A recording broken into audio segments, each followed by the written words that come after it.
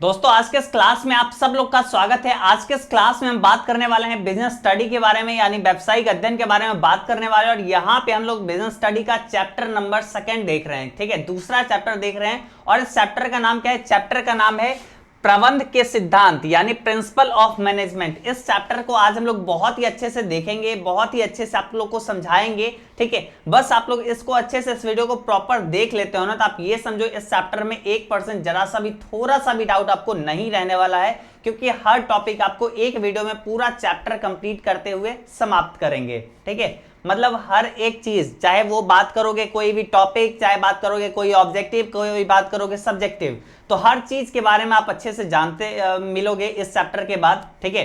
तो चलिए शुरू करते हैं। बस आप लोग से एक निवेदन करना चाहेंगे कि आप लोग थोड़ा सा समय फुर्सत लेके साथ में बैठे और थोड़ा सा एक पानी का बोतल और एक पेन और एक कॉपी, ये कुछ चीजें आप अपने पास रख ले, क्योंकि ये ऑब्वियसली वीडियो थोड़ी सी लंबी जरूर होगी और ये लंबी होने के साथ साथ आप लोग के लिए उतना ही ज्यादा इंपॉर्टेंट ये वीडियो होने वाला है। जिससे इससे पहले हम लोग फर्स्ट नंबर चैप्टर को देख चुके थे, एक वीडियो में वन शॉट में पूरा चैप्टर कंप्लीट किए थे। उसी तरीके से यहाँ पे वन शॉट में पूरा चैप्टर कंप्लीट करने वाले हैं सेकंड नंबर, ठीक है। तो तैयार है सब लोग? और उम्मीद करते हैं आप लोग को ऐसा वीडियो अच्छा लगता होगा। तो होप सो आप लोग लाइक जरूर से कर लिए होंगे। कर लिए? नहीं किए? कर लीजिए अभी, और फिर हम लोग स्टार्ट करते हैं, ठीक है। चलिए तो स्टार्ट करते हैं। सबसे पहले हम लोग जानते हैं कि अपने पास इस चैप्टर में जो है प्रबंध के सिद्धांत, ये जो चैप्टर है प्रिंसिपल ऑफ मैनेजमेंट, इस चैप्टर में अपने लोग को पढ़ना क्या क्या है, ठीक है। तो कुल मिला के 12 टॉपिक है जो कि इस चैप्टर में मेनली हम लोग को पढ़ना है। और इसी 12 के अंदर और कुछ कुछ सब टॉपिक आती है, तो उस सब को भी हम लोग अच्छे से देखेंगे, ठीक है।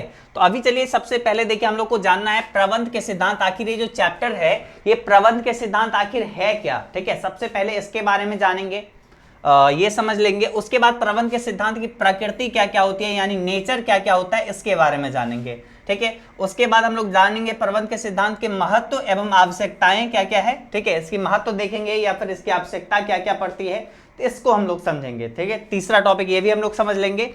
उसके बाद हम लोग जानेंगे वैज्ञानिक प्रबंध, जो कि मोस्ट इंपॉर्टेंट टॉपिक है बोर्ड एग्जाम के पॉइंट ऑफ व्यू से, बहुत ज्यादा ये इंपॉर्टेंट टॉपिक है, ठीक है। आप देखे होंगे कि बार बार ये एग्जाम में प्रश्न आती है कि वैज्ञानिक प्रबंध क्या होती है, या फिर इससे संबंधित बहुत सारे क्वेश्चंस रहते ही रहते हैं, श्योरली ये तो आप देखे ही होंगे, ठीक है। उसके बाद देखो टेलर का वैज्ञानिक प्रबंध, ठीक है। सबसे पहले, इससे पहले हम लोग टेलर के बारे में भी जानेंगे कि टेलर के बारे में, उनका जन्म, निधन, या फिर वो क्या क्या काम किए, उसके बारे में भी समझेंगे। उसके बाद इनका वैज्ञानिक प्रबंध जानेंगे, ठीक है। फिर जानेंगे वैज्ञानिक प्रबंध के सिद्धांत कौन कौन सी होती है, ठीक। उसके बाद देखेंगे वैज्ञानिक प्रबंध के लाभ क्या क्या होती है। साथ ही साथ जानेंगे कार्य पद्धति अध्ययन क्या होता है, गति अध्ययन क्या होता है, समय अध्ययन क्या होता है, थकान अध्ययन क्या होता है, ठीक है। तो ये सारे अध्ययन अभी हम लोग पढ़ेंगे। देखो मेनली आप लोग गति अध्ययन, समय अध्ययन, थकान अध्ययन तो जानते होंगे। बहुत सारे लोग कार्य पद्धति अध्ययन को इतना इग्नोर करते हैं, इतना छोड़ देते हैं, और लेकिन एग्जाम में अगर पूछ देगा तो उस समय फिर कहोगे भैया ये तो मतलब अलग ही आ गया। नहीं, तो इसको भी हम लोग अच्छे से कंप्लीट करवाएंगे, ठीक है। और साथ ही साथ देखो हेनरी फ्योल जी के बारे में पढ़ेंगे, और हेनरी फ्योल द्वारा प्रतिपादित जो है ना प्रबंध के सिद्धांत जो है, मतलब क्या बताइए, इतना ज्यादा इंपॉर्टेंट है, इस पे डबल स्टार भी कम पड़ जाता है, ठीक है। बहुत ज्यादा ये इंपॉर्टेंट एक टॉपिक है, मतलब बोल सकते हो ये दो टॉपिक, वैज्ञानिक प्रबंध और हेनरी फ्योल द्वारा प्रतिपादित प्रबंध के सिद्धांत, ऑलमोस्ट हर एग्जाम में आ ही जाते हैं। तो इतना ज्यादा इंपॉर्टेंट ये चैप्टर होती है, ठीक है। तो चलिए हम लोग देखते हैं, एक एक चीज आपको अच्छे से बतलाएंगे। बस जैसे आपको बताए हैं, आप पानी का बोतल, एक, उसके बाद पेन और अपना कॉपी लेके बैठे होंगे, होप सो। चलिए तो स्टार्ट करते हैं हम लोग अब पहला टॉपिक से जानना, ठीक है। फर्स्ट नंबर टॉपिक अपने पास क्या आ जाती है? पहला टॉपिक अपने पास है प्रबंध के सिद्धांत, ठीक है। पहला टॉपिक अपने पास है प्रबंध के सिद्धांत क्या होती है, ठीक है। प्रबंध के सिद्धांत आखिर होती क्या है, सबसे पहले हम लोग को यह समझना है, ठीक है। तो चलिए एक बार हम आपको पहले जो लिखा हुआ है ये आपको बतला देते हैं कि आखिर ये क्या लिखा हुआ है, इतना बड़ा जो ये लिखा हुआ क्या है, एक बार पढ़ के इसको बतला देते हैं, ठीक है। और उसके बाद हम अपने तरीके से आपको समझाएंगे, ठीक। तो आइए सबसे पहले इसको पढ़ते हैं। देखो माइंड एकदम रिलैक्स रखो, जो यहाँ पे आ रही है उसको एक एक करके बस समझते चलो, अपना दिमाग अभी खर्च मत करो, ठीक है। जो यहाँ पे हम बतला रहे हैं बस उसी को सीखते चलो आराम से, ठीक है। आ जाओ। तो देखो प्रबंध के सिद्धांत, सबसे पहले आती है प्रबंध के सिद्धांत, ठीक है। प्रिंसिपल ऑफ मैनेजमेंट, हम लोग जानते हैं प्रबंध क्या होती है, ठीक है। प्रबंध क्या होती है ये तो हम लोग जानते हैं, ठीक है। किसी भी काम को अच्छे ढंग से करना, या फिर इसका बहुत अनेक परिभाषा है, तो प्रबंध हम लोग समझते हैं बेसिकली, ठीक है। तो अब यहाँ पे प्रबंध के सिद्धांत कुछ कुछ होती है। प्रिंसिपल ऑफ मैनेजमेंट ये आखिर क्या है? देखिए, प्रबंध के सिद्धांत एक आधारभूत सत्य है। क्या है? एक आधारभूत सत्य है। इसके आधार पर प्रबंधक अपने संस्थान के भविष्य की कल्पना कर सकते हैं। ठीक है, क्या कर सकते हैं? अपने संस्थान की, प्रबंधक अपने संस्थान की भविष्य की कल्पना कर सकते हैं। ठीक है, क्या है? प्रबंध एक सिद्धांत, प्रबंध के सिद्धांत एक आधारभूत सत्य है। प्रबंध के सिद्धांत क्या है? एक आधारभूत सत्य है। इसके अनुसार, इसके आधार पर प्रबंधक कौन होते हैं? जो प्रबंध करते हैं। प्रबंधक अपने संस्थान के भविष्य की कल्पना कर सकते हैं, यानी भविष्य में क्या होने वाला है इसकी कल्पना कर सकते हैं। इस सिद्धांतों को ध्यान में रखकर भी छोटी मोटी गलतियों से बच सकते हैं और प्रबंधकीय क्रियाओं के परिणामों का जो है पूर्वानुमान लगाने की क्षमता रखते हैं। ठीक है, तो देखिए बेसिकली देखिए प्रबंध क्या होती है, हम लोग समझ रहे हैं कि प्रबंध ये होती है कि मतलब जो भी हमारे पास काम है, ठीक है, जो भी हमारे पास काम है उसको अच्छे ढंग से सही संसाधनों का इस्तेमाल करते हुए, ठीक है, संपूर्ण कर रहे हैं और कम कीमत में, ठीक है, बेसिकली कम सस्ता हो, कम कीमत लगे उसमें हम लोग काम कर रहे हैं। ठीक है, इसको हम लोग प्रबंध कहते हैं। और प्रबंध का प्रॉपर तो डेफिनेशन हम लोग देख ही चुके हैं फर्स्ट चैप्टर में, तो ये बस आपको समझा रहे हैं। ठीक है, तो प्रबंध होती है। अब यहाँ पे प्रबंध के देखे कुछ कुछ सिद्धांत होती है। सिद्धांत किसको कहते हैं? प्रिंसिपल्स को कहते हैं। सिद्धांत का तो भैया बोलोगे इसका तो इंग्लिश हो गया प्रिंसिपल्स। सिद्धांत कैसे कहते किसको है? देखो, कोई भी एक तरीके से सिद्धांत उसको कहते हैं, जैसे मान लो कोई हम चीज काम करते हैं, काम करते करते करते क्या होता है ना कि एक रूल टाइप का ऐसा लगने लगता है कि एक नियम बन गया। ये काम करने के लिए एक चीज तो जरूरी है ही, ठीक है, एक नियम बन गया। ठीक है, मतलब जैसे मान लो अगर कोई भी ऐसा आप सोचने लगा कि ऑनलाइन टीचिंग हमको करवाना है, ठीक है, उसके लिए तो ये प्रॉपर डिजिटल बोर्ड होना ही चाहिए। मतलब सब पहले तो ये नहीं था ना, पहले ऐसा रूल नहीं था, या फिर बोलो तो रूल क्या, मतलब ये आदत हो गई हम लोग का। ठीक है, कि मतलब अब जो है कहीं भी कोई भी सोचेगा कि ऑनलाइन क्लास शुरू करेंगे तो उससे पहले अपना एक बोर्ड देखेगा ही। ठीक है, इसी प्रकार से क्या होता है, ये क्या होता है कि मतलब धीरे धीरे काम को हम लोग क्या करते आए, जैसे कॉपी पे पढ़ाते आए, धीरे धीरे करके व्हाइट बोर्ड पे आए, धीरे धीरे करके डिजिटल बोर्ड पे आए। तो यहाँ पे क्या हो रहा है, हम लोग काम को लगातार करते करते आए ना, तो इसमें ऐसा लगा कि नहीं ये जो चीज है ना, इस पे पढ़ाना और आसान हो जाता है। तो ये क्या बन गया, एक तरीके से बोल सकते हैं ये सिद्धांत टाइप का बन गया। समझ रहे हो ये चीज, कि जैसे मान लो कोई एक बिजनेस शुरू करते हैं, ठीक है, बिजनेस शुरू करते हैं तो उसमें सबसे पहले ये बन गया कि नहीं देखो मतलब हमको एक ये है कि अपना अगर बिजनेस एस्टेब्लिश करना है, अगर अच्छा चलाना है, तो सब लोग पहले प्राचीन समय से लोग, ठीक है, बिजनेस को करते आ रहे थे, सब लोग करते आ रहे थे। एक देखा कि मतलब भाई एक प्रचार जो हम करवाए ना मार्केट में, इससे क्या हुआ कि बिजनेस बहुत अच्छा ग्रो कर गया, बिजनेस का नाम हो गया, गुडविल बन गया बहुत ज्यादा। ठीक है, उसके साथ में क्या हुआ कि धीरे धीरे सब लोग प्रचार करने लगे। इसके बाद क्या हो गया, वो आदत सा हो गया, वो क्या बन गया, एक सिद्धांत टाइप का बन गया कि मतलब अब हर लोग जो बिजनेस खोलते हैं वो अपना प्रचार जरूर करवाते हैं। तो सिद्धांत बस उसी को कहते हैं। ये क्या होता है, ये एक दिन का, ये रातों रात का खेल नहीं है। ये क्या होता है, इसके लिए बरसों सालों लग जाती है, तब जाके एक सिद्धांत, एक नियम बन पाती है। कि आज जो है देखोगे कोई भी बिजनेस स्टार्ट करता है तो एक ऐसा है कि प्रचार जरूर करवाता है। तो ये प्रचार क्या हो गया, ये हमारे पास सिद्धांत हो गया। ये इसको देखेगा प्रबंधक, सबसे पहले नया प्रबंधक जो है आया, अब नया बिजनेस स्टार्ट किया, तो प्रबंधक के पास कुछ नियम है, कुछ सिद्धांत पहले से है, जो पहले जो है प्रबंधक जो अपनाए होंगे, दूसरा कोई प्रबंधक अपनाए होंगे, तो ऐसा कुछ नियम कानून बन जाता है। ठीक है, तो उसके दायरे में रह के उस चीज को अपना के जो होती है, जो आदमी पहले गलती करते थे कि प्रचार वगैरह नहीं करते थे, अपना एक छोटा सा दुकान खोल लिया और वहीं पे बैठे हुए रहते थे, ठीक है, या फिर छोटा सा एक व्यवसाय खोल लिए और अपना लोकल बिजनेस करते रहते थे। लेकिन क्या हुआ, लोग एडवर्टाइज करके बहुत अलग अलग शहरों तक पहुंच गए, अलग अलग शहरों तक अपना माल जो है भेजने लगे। इससे क्या होता है, बिजनेस बढ़ता है क्या।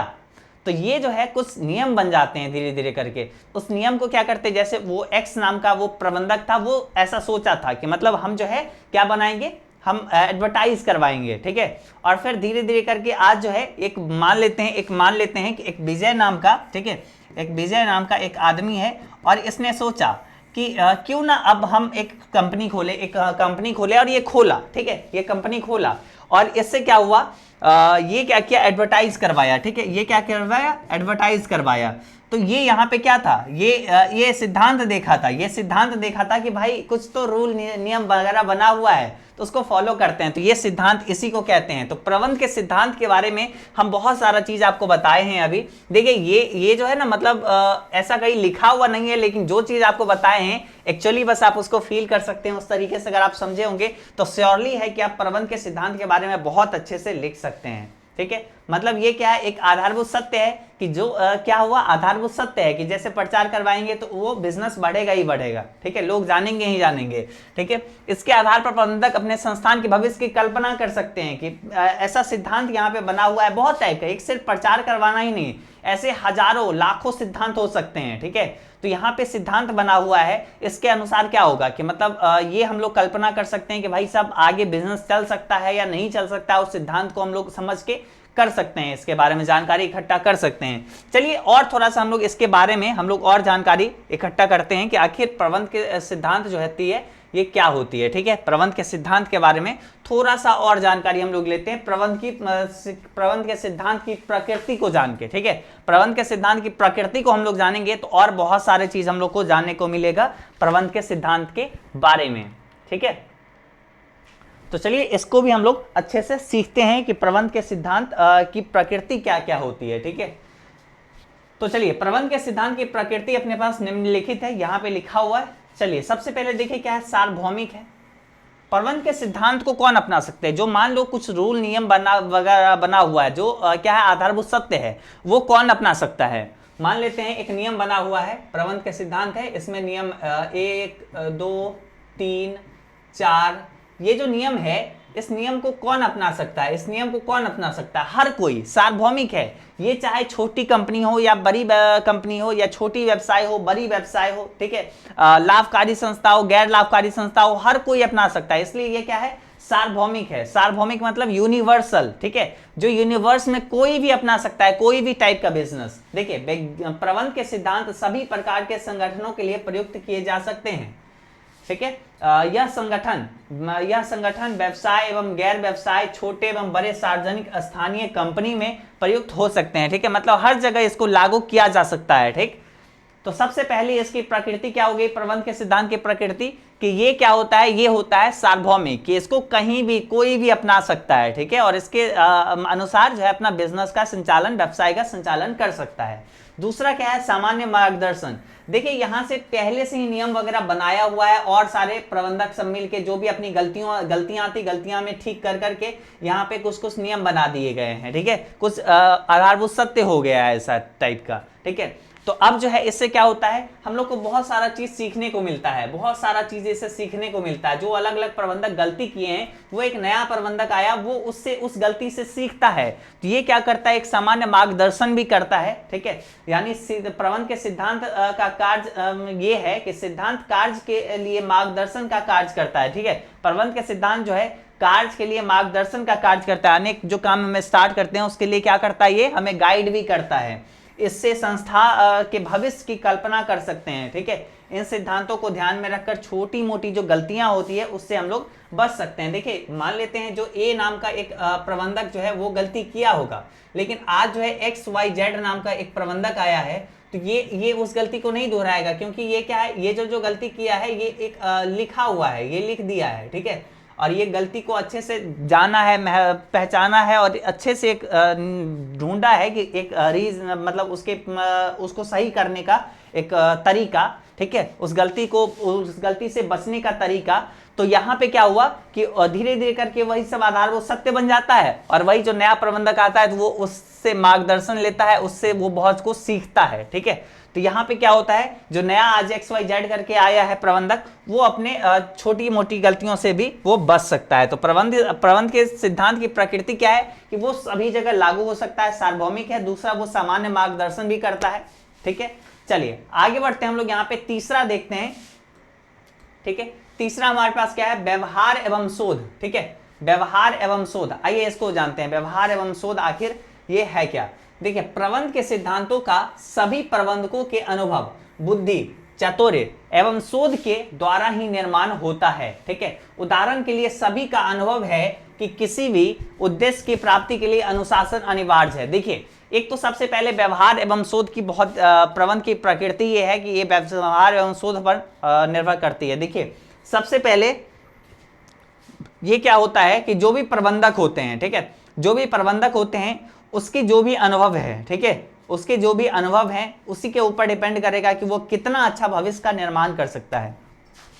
देखो हम कितना ही चाहे ना कि हम बोलते रहे कि मतलब एक कहावत, एक कुछ ऐसा कविता या कुछ ऐसा था कि जो मतलब तोता को बोला जाता था कि मतलब दाना डालेगा लेकिन लोभ में जाके उसमें फंसना नहीं, ठीक है, फिर भी शिकारी आता है, दाना डालता है, जाल बिछाता है, फिर भी जाके वहां पे फंस ही जाता है ना। तो यहाँ पे क्या था कि सिद्धांत तो बहुत सारे हम लिखे हुए थे, सिद्धांत तो हम बहुत सारे लिखे थे, लेकिन उसको जो है ना प्रबंधक अपनाया नहीं, उसको प्रबंधक अपनाया नहीं, या फिर उसको बोलो तो समझ ही नहीं सका बहुत सारे सिद्धांत को, तो वो क्या करेगा, गलती कर ही बैठेगा। तो सबसे पहले ये क्या होगा, उसके व्यवहार में ला सकता है या नहीं ला सकता है, ये प्रबंधक के बुद्धि चतुर्य पर निर्भर करता है, ठीक है। तो प्रबंध के सिद्धांत की प्रकृति यह है कि सबसे पहले प्रबंधक में चतुर्यता होनी चाहिए, उसमें बुद्धि होनी चाहिए। उस सिद्धांत को अपनाने का हर जगह हर सिद्धांत फिट नहीं होता है, ठीक है, तो उसको पहचानने का कि कौन सिद्धांत उसके लिए जरूरी है, ठीक है। और नए नए वो शोध करेगा कि मान लेते हैं कि व्यवसाय में कुछ चेंजेस आ रहा है, पर्यावरण मार्केट में कुछ चेंजेस आ रहा है, तो उसको भी धीरे धीरे करके अपनाना, ठीक है।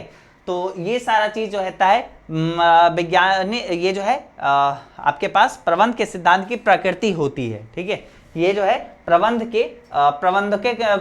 के अनुभव, बुद्धि एवं चतुर्य पर निर्भर होते हैं। आज देखिए सब लोग जितने भी व्यवसाय खोलते हैं तो बड़े बड़े बिजनेसमैन सब लोग क्या करते हैं कि पहले मान लेते हैं, बहुत पहले सब लोग आते होंगे, अपना प्राचीन समय का बात करो, कोई भी बिजनेस स्टार्ट किया होगा तो उस समय क्या करता होगा, कोई ऐसा फिक्स समय थोड़ी होगा कि भाई साहब 9 बजे आ ही जाना है सबको, कोई नियम कानून नहीं होगा।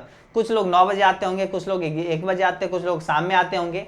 फिर क्या हुआ, धीरे धीरे देखा कि नहीं, अगर सबको एक समय पे बुलाते हैं तो काम अच्छे से होता है, तब धीरे धीरे क्या किया गया, सबको 9 बजे बुलाया गया, सबको बोला गया कि भाई एक ड्रेस पहन के आओ, या फिर धीरे धीरे सबको बोला गया कि तुम्हारा लंच का समय ये है, तुम्हारे घर जाने का समय ये है। तो धीरे धीरे क्या होता है, धीरे धीरे अनुशासन आती है, क्या आती है, अनुशासन आती है, ठीक है। तो ये सब क्या होता है, ये सब शोध से होता है ना, ये सब जितना ज्यादा हम लोग शोध करते हैं उसके ऊपर डिपेंड करता है। तो ये सब धीरे धीरे करके अनुशासन, आज ये सिद्धांत बन गया कि अनुशासन व्यवसाय में जरूरी होता है, ठीक है। तो ये सिद्धांत बन गया। ये क्या हुआ, बहुत सारे साल लगे होंगे इस अनुशासन वाले सिद्धांत को बनने में। यही चीज है प्रबंध के सिद्धांत। तो एक प्रकृति इसकी ये भी है कि ये व्यवहार एवं शोध पर निर्भर करती है, ठीक है। चलिए आगे बढ़ते हैं हम लोग। यहाँ पे है लोच, ठीक है। प्रबंध के सिद्धांत की प्रकृति ये है कि ये लोचपूर्ण है, ये फ्लेक्सिबल है। जब चाहे जो अपनाना है सिद्धांत वो अपना सकते हैं, जो चाहे नहीं अपनाना वो नहीं अपना सकते हैं, या फिर प्रबंध के सिद्धांत में से हम कुछ पार्ट हम चाहेंगे तो ले सकते हैं, अपने व्यवसाय में लागू कर सकते हैं, ठीक है। देखिए प्रबंध के सिद्धांत बेलोच नुस्खे नहीं होते, मतलब इसमें ऐसा नहीं है कि बदलाव नहीं किया जा सकता, ठीक है, जिसको मानना अनिवार्य ही हो, ठीक है। कुछ ऐसा नहीं है कि कोई एक मतलब लॉ बना दिया गया है कि भाई ये करना जरूरी है, ये अनिवार्य है, ऐसा नहीं है। अगर हमें लगता है कि इसमें से ठीक लग रहा है कि अगर मान लेते हैं अनुशासन हमारे बिजनेस में जरूरी है, चलो ठीक है, अनुशासन वाला पार्ट हम अपने बिजनेस में ले लेंगे, ठीक है। हमें लग रहा नहीं भाई हमारी कंपनी में, हमारे व्यवसाय में अनुशासन की जरूरत है ही नहीं लेंगे, अपने ऊपर डिपेंड करता है। यह लचीले होते हैं, मतलब इसमें परिवर्तन किए जा सकते हैं, ठीक है, तथा परिस्थिति के मांग के अनुसार प्रबंधक इनमें सुधार कर सकते हैं, ठीक है। जैसे मान लो बीच में कोविड आ गया, तो अब कोई ऐसा बिजनेसमैन था जो पहले सोचा हुआ था कि अब नहीं, हमारा जो सिद्धांत ये है कि हम किसी कंपनी के किसी ये कस्टमर के घर पे जाके हम नहीं पहुंचाएंगे, लेकिन कोविड आ गया, लोग मार्केट आ ही नहीं रहे, तो अब क्या हो रहा है, सेलर्स घर जा जाके पहुंचा रहे हैं। तो यहाँ पे क्या हुआ, अपने सिद्धांत में वो परिवर्तन लाया, ठीक है। प्रबंध के जो सिद्धांत थे वो प्रबंधक अपने में परिवर्तन लाया, तो वो क्या किया, लोच था प्रबंध के सिद्धांत इसलिए है ना, ठीक है। तो ऐसा करने के लिए प्रबंधक को पर्याप्त छूट होती है हमेशा, ठीक है। तो प्रबंध का सिद्धांत किसी पे जरूरी नहीं जबरदस्ती थोप दिया कोई, ठीक है। अपनाना है भाई तो अपनाओ, नहीं तो नहीं अपनाओ, ठीक है। बस यही चीज है। तो प्रबंध की प्रकृति क्या, प्रबंध के सिद्धांत की प्रकृति होती है कि वो सार्वभौमिक होता है, ठीक है, वो सामान्य मार्गदर्शन करता है, वो व्यवहार एवं शोध करता है, ठीक है, और लोच होता है, ठीक है। उसके बाद चलिए हम लोग आगे जानते हैं अनिश्चितता, ठीक है। क्या होता है अनिश्चितता, अनसर्टेनिटी। प्रबंध के सिद्धांत को अगर हम अपनाते हैं तो ऐसा नहीं है कि मतलब ये पूरा निश्चित ही है कि अगर वो सिद्धांत अपना लिए तो हमारा व्यवसाय सक्सेस कर ही जाएगा। देखो उसमें प्रबंधक के बुद्धि चतुर्य पर ही वो निर्भर करेगी लास्टली, कि आप कितना अच्छा प्रबंध के सिद्धांत को अपनाए हैं आप अपने बिजनेस के लिए, क्या वो सुटेबल है या नहीं है, वो चीज प्रबंध के चातुर्य पर ही निर्भर करेगा। तो मेनली ये अनसर्टेनिटी पर बेस्ड होती है कि भविष्य की तुलना, भविष्य की कल्पना अगर कोई भी कभी भी करता है तो मानो वो क्या हमेशा सत्य होगा, नहीं होगा ना। भविष्य क्या है, कोई भी ऐसा नहीं है कि कोई भी प्रबंधक जो होता है ना वो मतलब ये है कि वो आगे भविष्य उस टाइप का देख सकता है, जैसे मतलब लाइक ये हो रहा है, मतलब भविष्यवाणी नहीं कर रहा है वो, ठीक है, या फिर भविष्य में जाके वो कोई ज्योतिषी नहीं बन रहा है। बेसिकली वो क्या कर रहा है, वो क्या कर रहा है कि मतलब अनुमान लगा रहा है बेसिकली, ठीक है। तो आइए अनिश्चितता को जानते हैं। प्रबंध के सिद्धांत की प्रकृति क्या होती है, ये अनिश्चितता बेस्ड होती है, ठीक है। प्रबंध के सिद्धांत का प्रयोग अनिश्चित होता है, ठीक है, अथवा समय विशेष मौजूद परिस्थिति पर निर्भर करता है। जैसा समय रहेगा उस पर वो निर्भर करेगा। अचानक समय परिवर्तन हो गया तो उस समय प्रबंध के सिद्धांत गलत साबित हो सकती है, ठीक है। आवश्यकता अनुसार सिद्धांतों के प्रयोग में परिवर्तन लाया जा सकता है। उदाहरण के लिए कर्मचारी को न्याय उचित पारिश्रमिक मिलना चाहिए, लेकिन न्याय उचित क्या है इसका निर्धारण बहुत से तत्वों के द्वारा होगा, ठीक है। तो ये यहाँ पे क्या होती है, अनिश्चितता होती है कि हमारे पास अगर मान लेते हैं कि कर्मचारी को न्याय अगर होनी चाहिए तो उचित पारिश्रमिक मिलनी चाहिए, कितना मिलना चाहिए, न्याय उचित क्या है, लेकिन न्याय उचित क्या है, ठीक है, उचित न्याय उचित क्या है इसका निर्धारण बहुत से तत्वों के द्वारा होती है। बहुत सारा चीज इसके ऊपर आप एग्जांपल ले सकते हैं। मेनली आप ये समझिए कि प्रबंध के सिद्धांत की जो प्रकृति है ना वो अनिश्चितता पे बेस्ड होती है, ठीक है। तो ये हमारे पास अपने पास हो जाता है क्या चीज, प्रबंध के सिद्धांत की प्रकृति, ठीक है। प्रबंध के सिद्धांत की प्रकृति को हम लोग जाने हैं, ठीक है। अब हम लोग आगे जानेंगे क्या चीज, प्रबंध के सिद्धांत का महत्व या आवश्यकता, ठीक है। प्रबंध के सिद्धांत के महत्व या आवश्यकता क्या क्या होती है इसको भी हम लोग अभी जानेंगे, ठीक है। चलिए इसको भी हम लोग देखते हैं। तो आइए यहाँ पे हम लोग समझते हैं कि प्रबंध के सिद्धांत के क्या महत्व होती है या फिर इसकी क्या आवश्यकताएं होती है, इसको अब हम लोग बहुत अच्छे से जानते हैं। सबसे पहले देखिए यहाँ पे लिखा क्या हुआ, पहले इसको पढ़ते हैं तब जाके हम लोग कुछ और चीजों पे बात करेंगे, ठीक है। देखिए यहाँ पे प्रबंध के सिद्धांत का महत्व या आवश्यकताएं, ठीक है, इसको यहाँ पे इसके बारे में कुछ लिखा हुआ है, चलिए इसको थोड़ा सा पढ़ लेते हैं।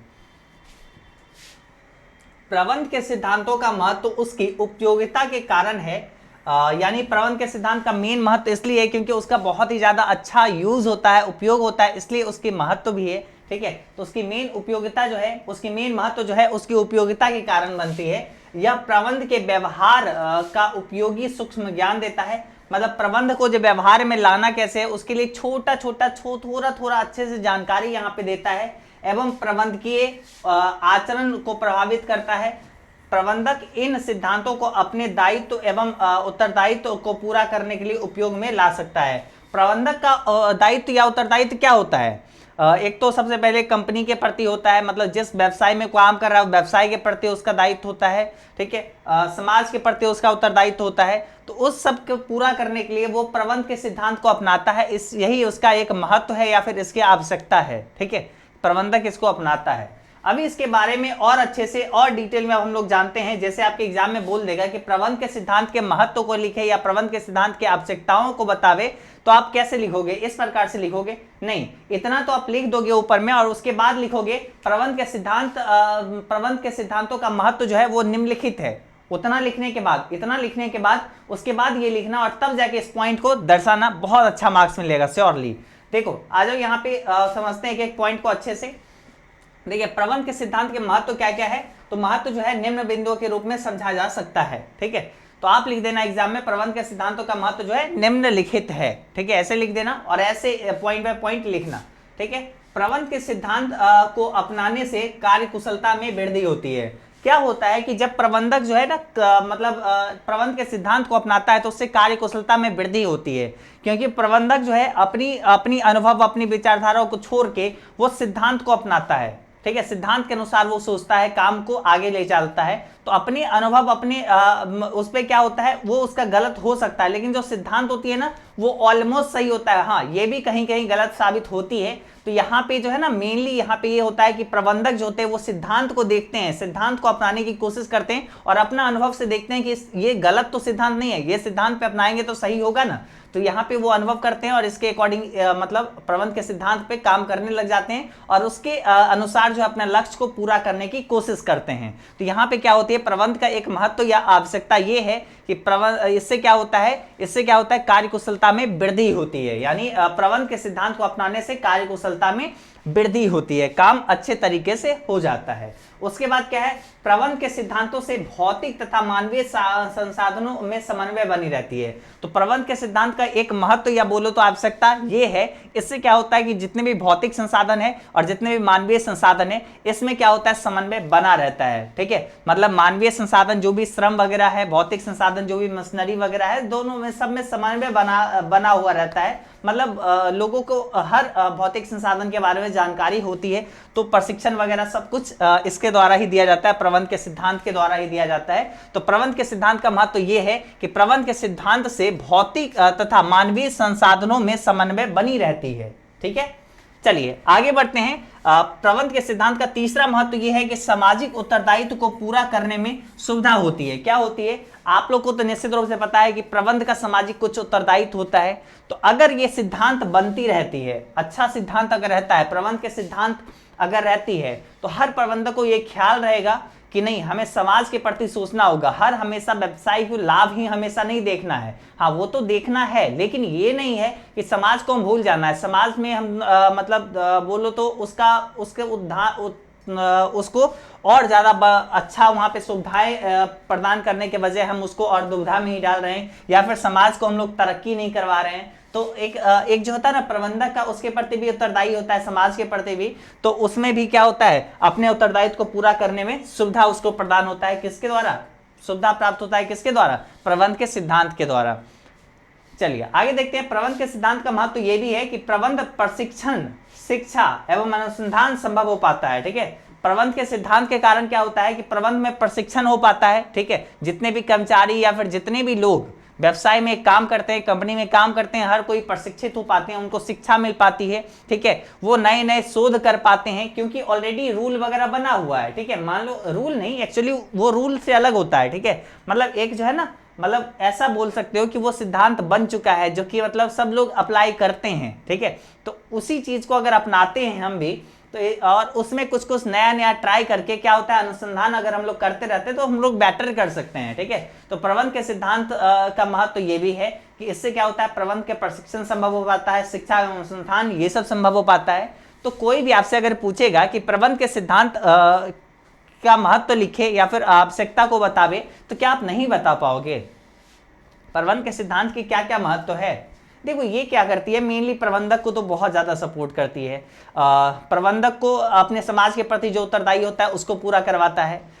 उसके बाद कार्य कुशलता में वृद्धि होता है, क्योंकि प्रबंधक क्या करता है, अपना अनुभव तो लगाता ही है, साथ ही साथ उस सिद्धांत को भी देखता है, सिद्धांत को ख्याल में रख के देखता है। ठीक है, तो प्रबंध के सिद्धांत की जो है ना, मतलब महत्व तो यहाँ पे ये भी आती है कि इससे कार्य कुशलता में वृद्धि होती है। इससे क्या होता है, भौतिक एवं मानवीय संसाधन में समन्वय बनी रहती है, सामाजिक उत्तरदायित्व को पूरा करने में सुविधा होती है।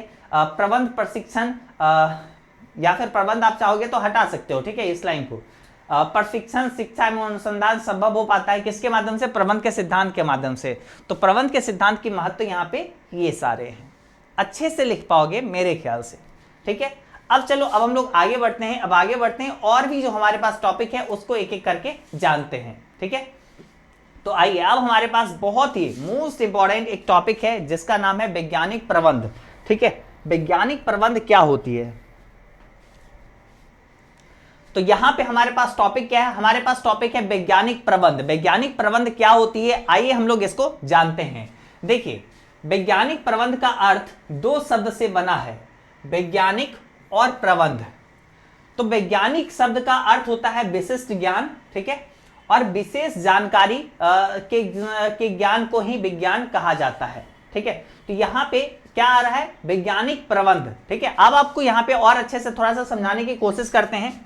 ठीक है, और अच्छे से थोड़ा सा आपको समझाते हैं।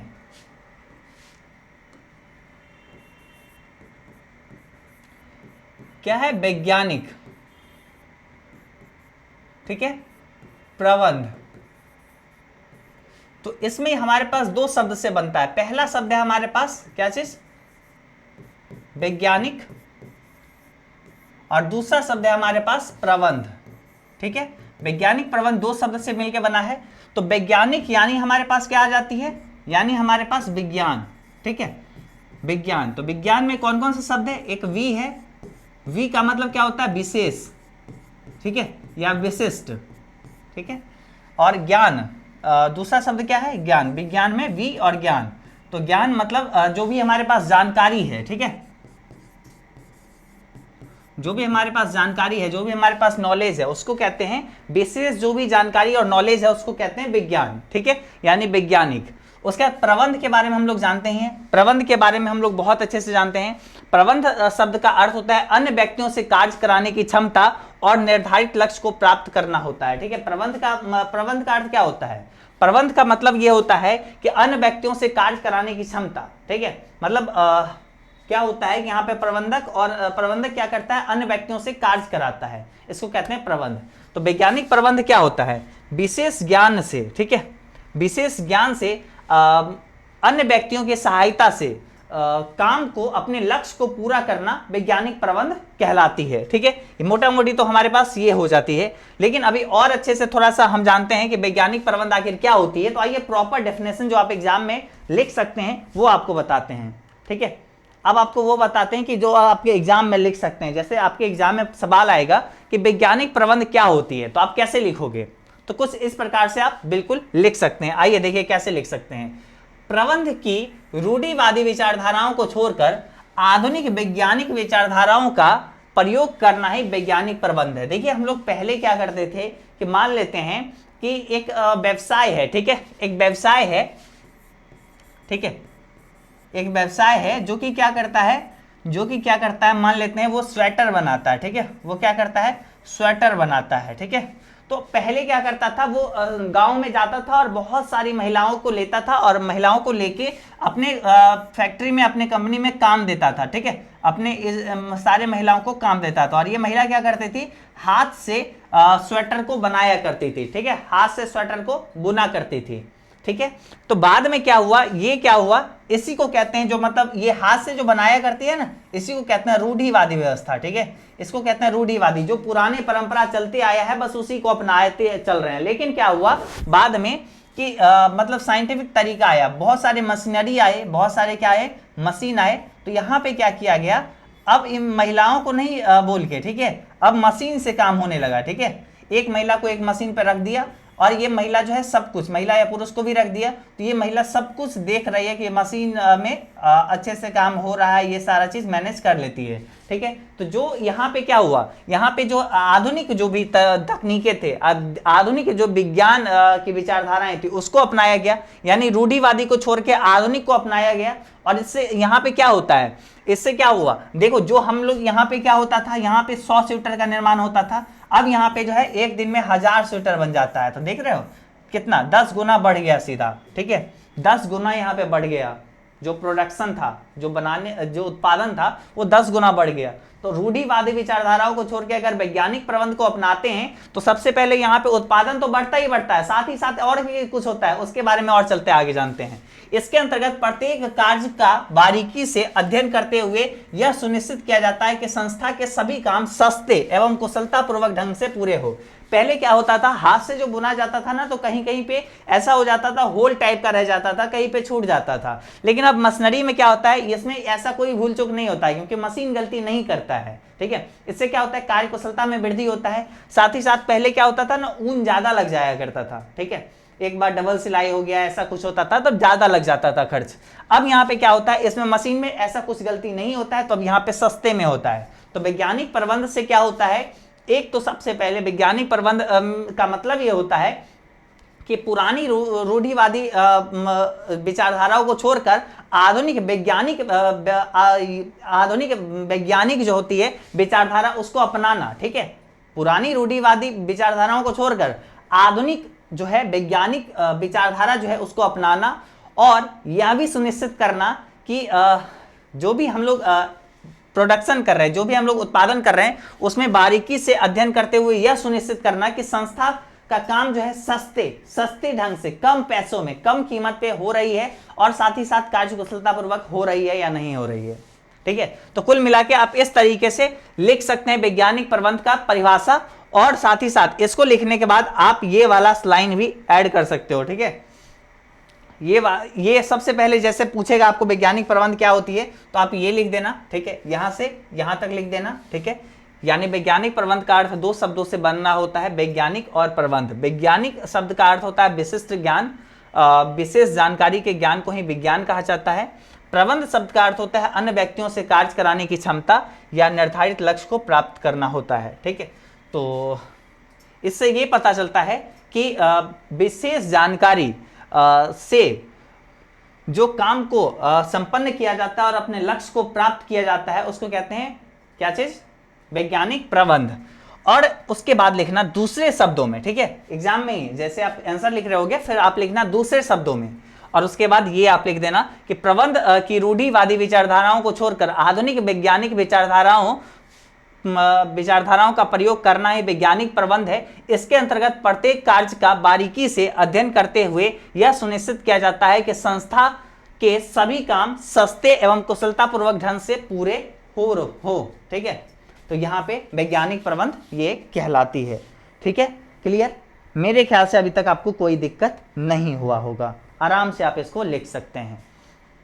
चलिए आगे बढ़ते हैं, हम लोग यहाँ पे आगे बढ़ते हैं। अब हमारे पास यहाँ पे टॉपिक है वैज्ञानिक प्रबंध की विशेषताएं। ठीक है, वैज्ञानिक प्रबंध की विशेषताएं क्या क्या होती है, हमारे पास टॉपिक है। तो आइए जानते हैं वैज्ञानिक प्रबंध की क्या क्या विशेषताएं हैं। ऑब्वियसली हम लोग जान गए कि इससे क्या होता है, उत्पादन में वृद्धि होता है, उसके बाद संसाधनों का अच्छे तरीके से इस्तेमाल होता है। उसके बाद क्या होता है, कीमत भी कम लगती है, यानी लागत में कमी आती है। ठीक है, तो हमारे पास चलिए अब जानते हैं वैज्ञानिक प्रबंध की विशेषताएं कौन कौन से हैं। ठीक है, वैज्ञानिक प्रबंध की विशेषताएं हमारे पास कौन कौन से होते हैं। देखिए सबसे पहले वैज्ञानिक प्रबंध से क्या होता है, एक निश्चित योजना बनाया जाता है। प्लान जो होते हैं ना, प्लान ये पहले ही कर लिए जाते हैं। ठीक है, कोई भी काम को स्टार्ट करने से पहले पूरे अच्छे से वैज्ञानिक प्रबंध में क्या होता है, पूरे प्लान को बना लिया जाता है, पूरा योजना तैयार कर लिया जाता है, और पूरे कार्य के दौरान तक वही योजना के अकॉर्डिंग, मतलब जो हम लोग प्लान किए हैं उसी के अकॉर्डिंग, उसी के तौर तरीके से हम लोग पूरे कार्य को संपन्न करते हैं। ठीक है, तो ये होती है योजना, निश्चित योजना बनाना। तो इसकी वैज्ञानिक प्रबंध का विशेषता ये है कि ये निश्चित योजना बनाकर काम करती है। ठीक है, दूसरा हमारे पास क्या है, वैज्ञानिक विश्लेषण करना। इससे क्या होता है, इससे एनालिसिस जो होता है ना, एनालिसिस जो होता है वैज्ञानिक विश्लेषण में, ये बहुत अच्छे से होता है। मतलब जो भी काम है हमारे पास, ठीक है, उसको बहुत अच्छे से विश्लेषण किया जाता है वैज्ञानिक तरीके से। उसका मतलब जो भी नया तौर तरीका है ये सब भी देखा जाता है, कैसे कम कीमत लगेगा, सारी चीज़ों पर अच्छे से बात किया जाता है। ठीक है, वैज्ञानिक प्रबंध की विशेषता हमारे पास ये है। उसके बाद हमारे पास नियमों का समूह होता है। ठीक है, बहुत सारे हम लोग रूल्स बना के रखते हैं।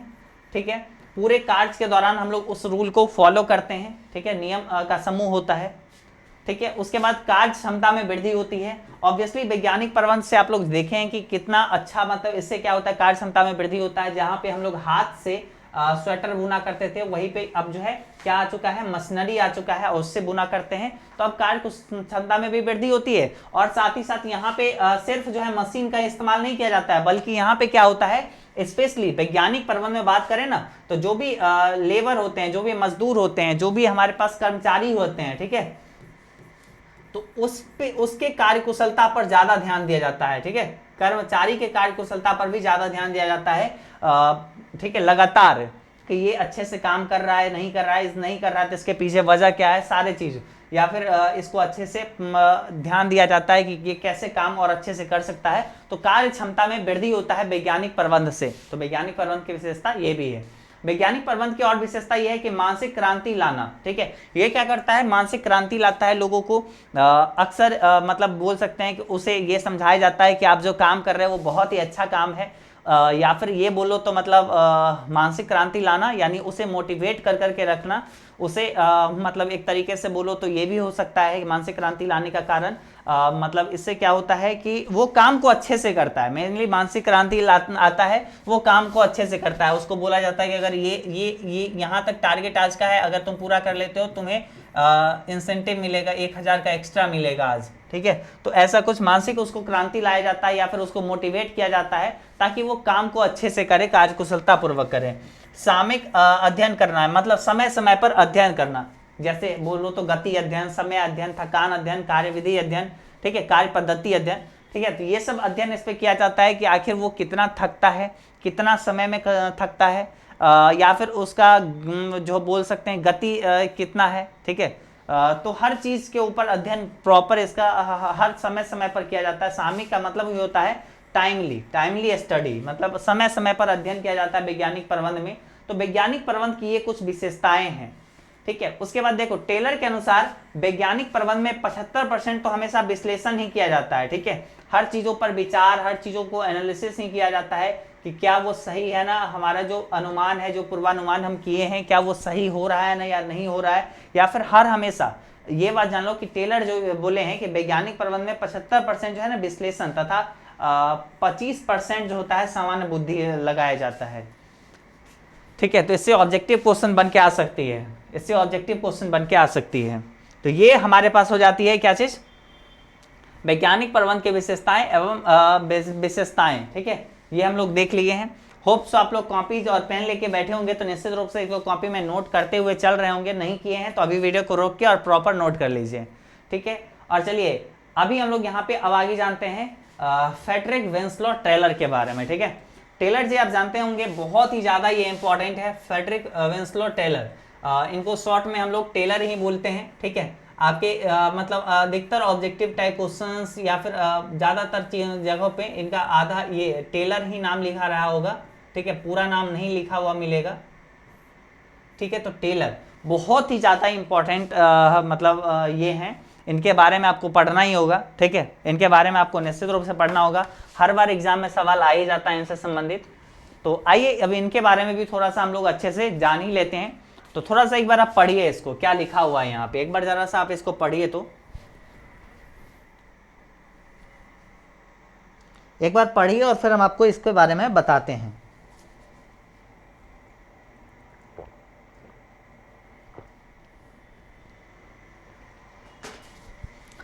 चलिए दोस्तों अब हम लोग यहाँ पे टेलर जी के बारे में अच्छे से हम लोग समझते हैं इनके बारे में। देखो ये कोई दर्जी वाले टेलर नहीं है, ठीक है, आपके बिजनेस स्टडी में यहाँ पे इनके बारे में पढ़ना है। आइए जानते हैं टेलर जी का जन्म क्या होता है, कब होता है, 1856 में होता है। कहाँ पे, यूएसए में होता है। जी हाँ, ऐसे ऑब्जेक्टिव क्वेश्चंस बनती है, ठीक है।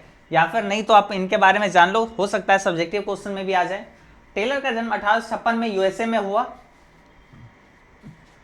यहाँ पे इनकी तस्वीर लगी हुई है, पूरा नाम आपको बताया फ्रेडरिक विंसलो टेलर है। और वो 1878 में स्टील वर्क अमेरिकी कंपनी में परीक्षणार्थी मैकेनिक के रूप में कार्य प्रारंभ किए, ठीक है। कब किए, 1878 में स्टील वर्क अमेरिकी कंपनी में परीक्षणार्थी मैकेनिक के रूप में कार्य प्रारंभ किए। 1856 में इनका जन्म हुआ था और 1878 में काम शुरू किए, ठीक है। बहुत जिज्ञासु एवं मेहनती होने के कारण 1884 में, ठीक है, 1884 में चीफ इंजीनियर बन गए। बाद में क्या थे, मेनली आपसे पूछा जाएगा कि फ्रेडरिक टेलर जी जो थे अपने पास, फ्रेडरिक विंसलो टेलर, ये क्या थे, तो ये इंजीनियर थे, ठीक है, याद रखिएगा, ये इंजीनियर थे। और ये मतलब 1878 में क्या किए, स्टील वर्क अमेरिकी कंपनी में काम करना शुरू किए, मतलब परीक्षणार्थी मैकेनिक के रूप में काम करना शुरू किए। लेकिन बहुत ही ज्यादा ये जिज्ञासु थे, बहुत ही ज्यादा ये मेहनती थे, और इसके कारण क्या होता है, कुछ ही सालों में, देखो 1878 में ये काम प्रारंभ किए और देखो कितनी कम सालों में, ठीक है, ये क्या बन गए, चीफ इंजीनियर बन गए। हालांकि कम साल नहीं है, 6 साल बहुत ज्यादा होता है, ठीक है, चीफ इंजीनियर बन गए। और 1911 में क्या होता है, वे वैज्ञानिक प्रबंध के सिद्धांत पुस्तक प्रकाशित किए। कौन सा पुस्तक, वैज्ञानिक प्रबंध के सिद्धांत, देख रहे हो, वैज्ञानिक प्रबंध के सिद्धांत पुस्तक को कौन प्रकाशित किए, ऐसा सवाल रहेगा तो याद रखिएगा, फ्रेडरिक विंसलो टेलर, ठीक है, फ्रेडरिक विंसलो टेलर, ठीक, यानी टेलर जी के द्वारा 1911 में प्रकाशित किया गया, ठीक है। टेलर का जो है ना 1915 में, ठीक है, इसके 4 साल बाद क्या होता है, अमेरिका में मृत्यु हो जाती है, यानी जन्म भी अमेरिका में होता है, यूएसए में 1856 में, और 1856 के बाद 1915 में इनकी मृत्यु हो जाती है। ठीक है, 1856 में जन्म और 1915 में निधन। ठीक है, तो टेलर जी के बारे में आपको इतना जानकारी काफ़ी है, इतने अच्छे से आप लोग जान गए। तो ये हम अच्छे से थोड़ा सा अच्छे से यहाँ पे बना के लिख दिए थे ताकि आप लोग को इनके बारे में ज़्यादा जो कन्फ्यूज़न होता है, अलग अलग तरीके से पढ़ना होता है, तो वो कन्फ्यूज़न आप लोग को नहीं रहे। ठीक है, अब चलिए हम लोग यहाँ पे जानते हैं टेलर का वैज्ञानिक प्रबंध क्या है। टेलर जी जो है वैज्ञानिक प्रबंध को तो अभी हम लोग परिभाषा जाने हैं। वैज्ञानिक प्रबंध में क्या होती है, पुराने रूढ़िवादी विचारधाराओं को छोड़कर आधुनिक वैज्ञानिक विचारधाराओं को अपनाना, ये सुनिश्चित करना कि जो काम हो रही है वो अच्छे तरीके से हो रही है, साथ ही साथ सस्ते ढंग से और गुणवत्ता उसमें सुधार हो रही है या नहीं, ये सब हम लोग वैज्ञानिक प्रबंध कहते हैं हालांकि। ठीक है, और बाकी जो है अभी हम लोग के पास वैज्ञानिक प्रबंध का परिभाषा उनके द्वारा पढ़ेंगे, किनके द्वारा, जो टेलर जी के द्वारा दिया गया है। ठीक है, जो टेलर जी के द्वारा दिया गया है उस परिभाषा को जानेंगे। ठीक है, तो टेलर जी के शब्दों में, टेलर जी एग्जैक्टली यही शब्द बोले हैं कि वैज्ञानिक प्रबंध यह जानने की कला है कि आप श्रमिकों से क्या काम कराना चाहते हैं और फिर यह देखना कि वह उसको सर्वोत्तम ढंग से कम लागत पर करे। ठीक है, तो वैज्ञानिक प्रबंध क्या होती है, तो देखो आप ये भी परिभाषा लिख सकते हो। वैज्ञानिक प्रबंध क्या होती है, अगर आपके एग्जाम में सवाल रहे तो आप एग्जैक्टली यही ऐसे लिख सकते हो कि टेलर के शब्दों में वैज्ञानिक प्रबंध यह जानने की कला है कि आप श्रमिकों से क्या काम कराना चाहते हैं और फिर यह देखना कि आप उसको सर्वोत्तम ढंग से कम लागत पर करें। ठीक है, तो वैज्ञानिक प्रबंध कहलाती है। देखो प्रबंध तो वैसे होती है, प्रबंध होती है कि मतलब काम को अच्छे ढंग से किया जा रहा है। वैज्ञानिक प्रबंध क्या हुआ कि आधुनिक तरीके से अपनाना काम को, पुराने रूढ़िवादी विचारधाराओं को छोड़कर आधुनिक तौर तरीके से आधुनिक विचारधाराओं से काम को संपन्न करवाना, साथ ही साथ यह भी सुनिश्चित करना कि काम अच्छे तरीके से सर्वोत्तम ढंग से हो रही हो, साथ ही साथ कम लागत पे, कम कीमत पे, ठीक है, हो रही हो।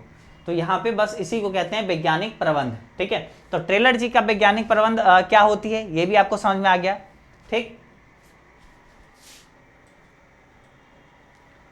तो यहां तक अभी हम लोग देखें। चलिए अब हम लोग आगे भी और देखते हैं। ठीक है,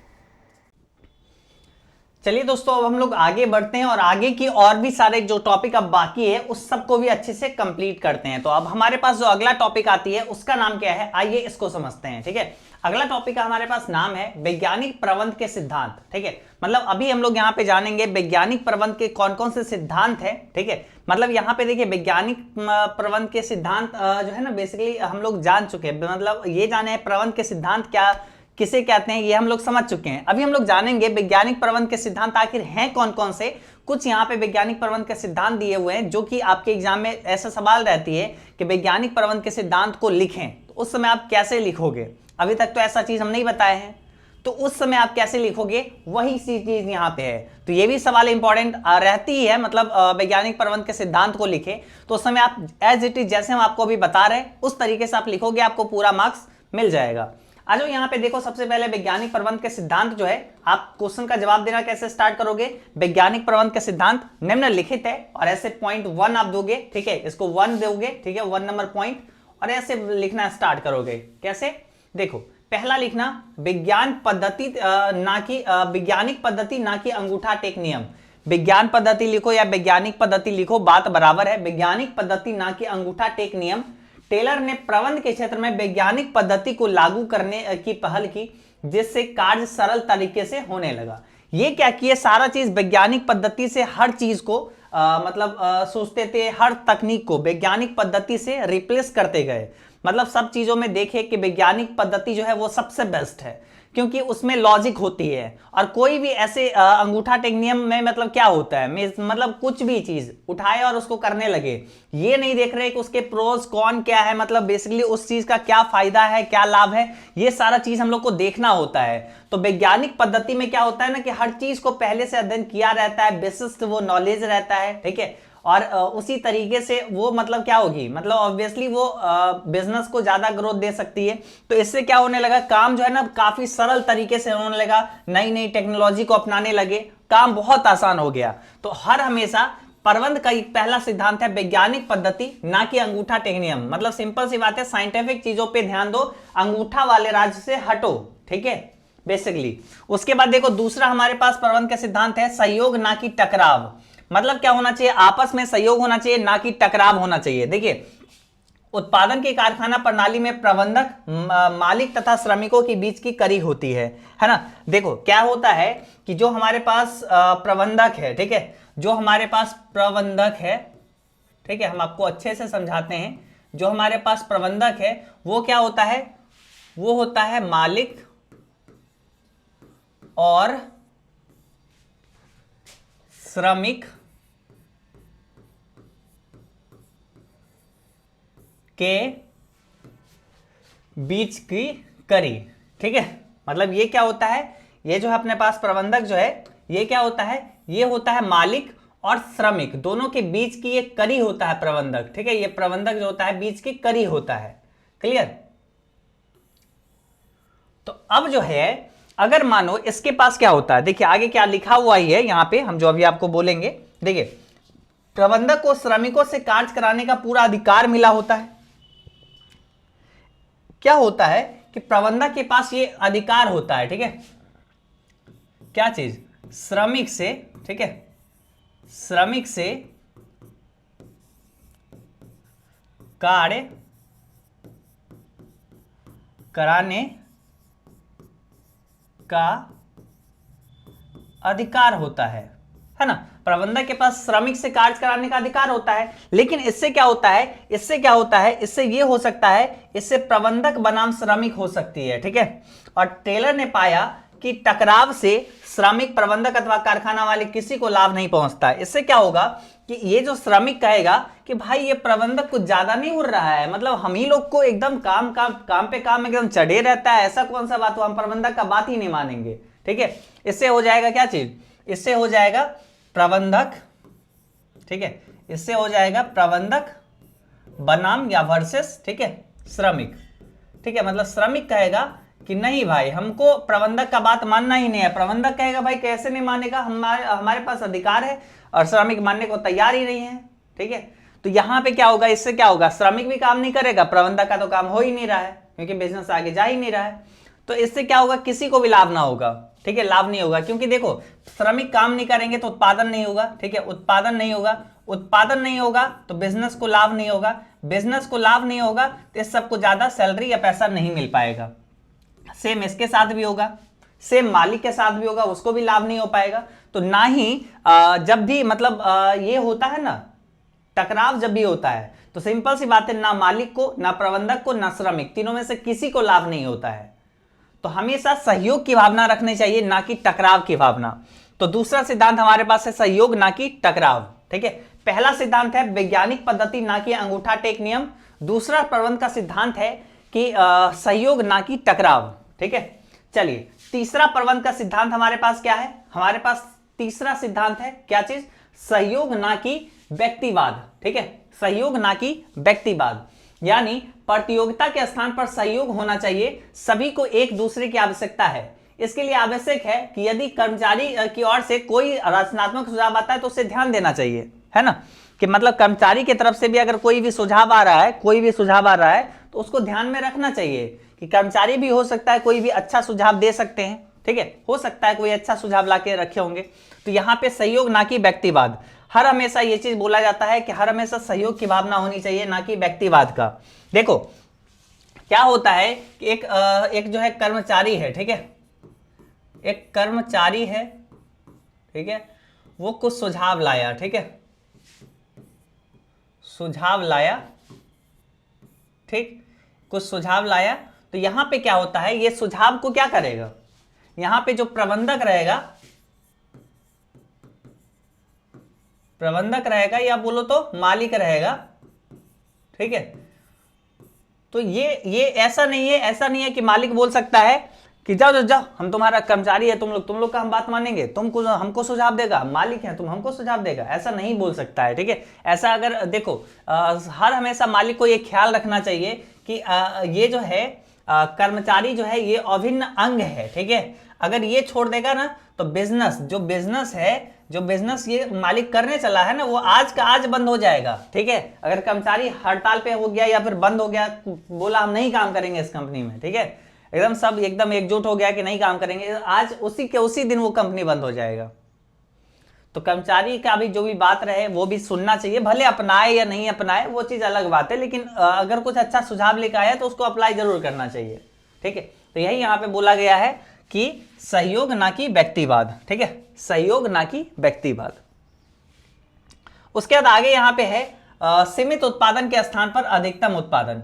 ठीक है, सीमित उत्पाद के स्थान पर अधिकतम उत्पाद, यानी वैज्ञानिक प्रबंध का चौथा सिद्धांत अधिकतम उत्पादन पर बल देता है। यह सीमित उत्पादन के विचारधारा का विरोधी है। इसके अनुसार जितना अधिक उत्पादन होगा उतना अधिक लाभ होगा, जितना अधिक लाभ होगा मालिकों को श्रमिक में उतना ही लाभ हिस्सा, मालिक और श्रमिक को उतना ही लाभ में हिस्सा मिलेगा।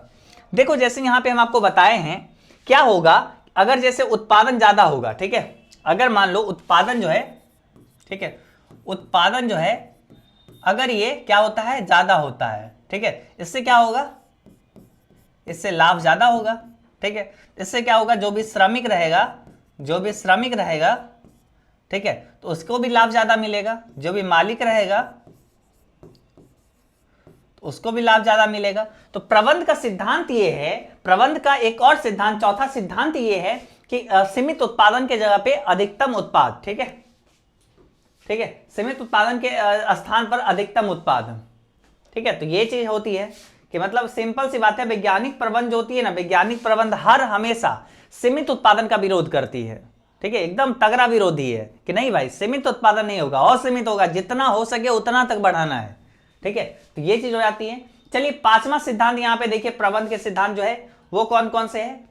प्रत्येक व्यक्ति का चरम कुशलता एवं संपन्नता तक विकास, मतलब जो भी कर्मचारी है उसका सिलेक्शन, मतलब जो भी कर्मचारी नए लोग अप्लाई करते हैं फॉर्म, तो उसका सिलेक्शन जो है ना एकदम वैज्ञानिक पद्धति द्वारा हो। ठीक है, उसका भर्ती एकदम वैज्ञानिक पद्धति द्वारा हो कि अच्छे तरीके से, अच्छे जो पोस्ट खाली है उस पोस्ट पर वही योग्य व्यक्ति अगर आए तभी उसी को पोस्ट वो मिले। और साथ ही साथ अगर वो भर्ती हुआ है, ठीक है, सिलेक्ट कर लिया गया, तो उसको चरम जहां तक वो हाईएस्ट वो सीख सकता है उसे हर हमेशा प्रशिक्षण देना चाहिए। ठीक है, तो देखिए वही चीज लिखा हुआ, वैज्ञानिक प्रबंध में प्रत्येक श्रमिक को उसकी अधिकतम कुशलता एवं संपन्नता तक पहुंचाने की पूरी प्रयास किया जाता है। इसलिए श्रमिकों की भर्ती वैज्ञानिक पद्धति के आधार पर की जाती है। उसके बाद उसे प्रशिक्षण दिया जाता है, मतलब उसे भर्ती लेने के बाद उसे और भी चीजों बताया जाता है कि देखो भाई हमारा कंपनी ऐसा है, ऐसे काम होगा, इस तरीके से काम करोगे जल्दी होगा, सब कुछ उसे बताया जाता है।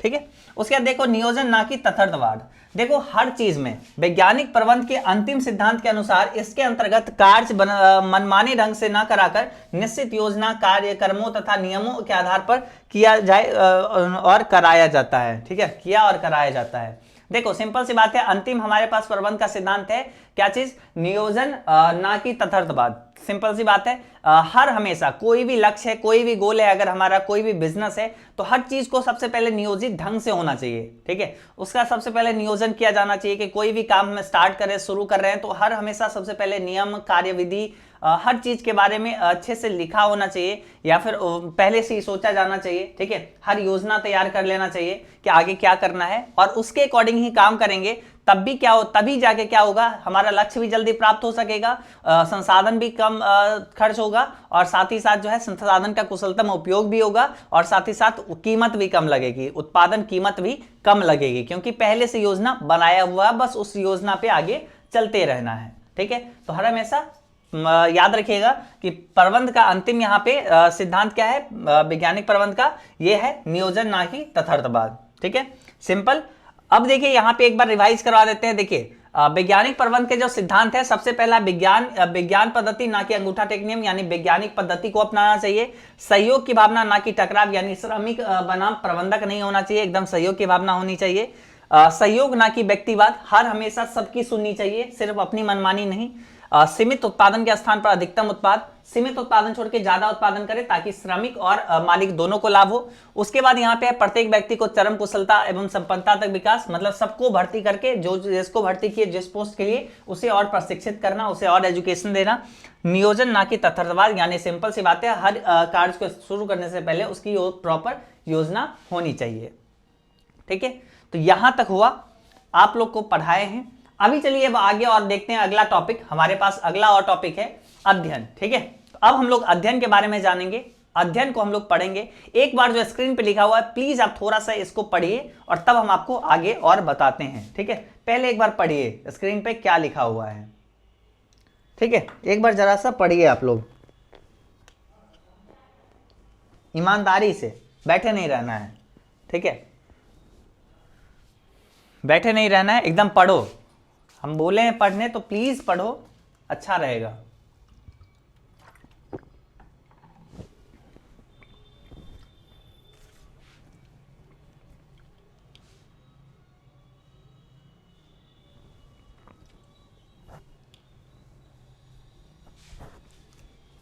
आ जाओ, पढ़ लिए।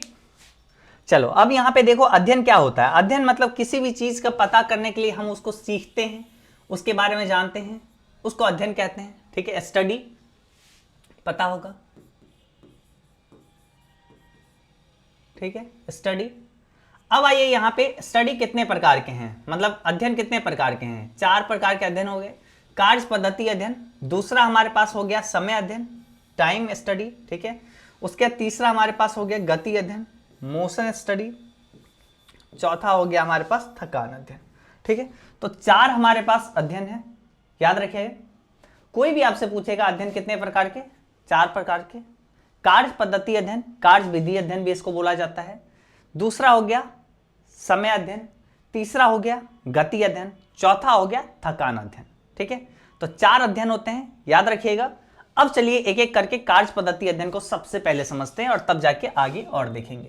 देखिए कार्य पद्धति अध्ययन में क्या होता है। कार्य पद्धति अध्ययन का उद्देश्य कार्य को करने का सर्वश्रेष्ठ पद्धति को ढूंढना, मतलब कोई भी काम को हम कर रहे हैं तो उसके बहुत सारे तरीके होते हैं, बहुत सारे तरीके ऑब्वियसली होते हैं।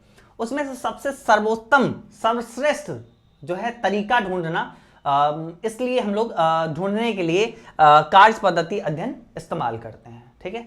कि कोई भी काम करने के लिए सबसे उत्तम सर्वश्रेष्ठ तरीका कौन सा है, इसके लिए कार्य पद्धति अध्ययन होती है। किसी कार्य को करने की पद्धति, कई पद्धति होती है। तैयार माल को ग्राहक तक पहुंचाने तथा प्रत्येक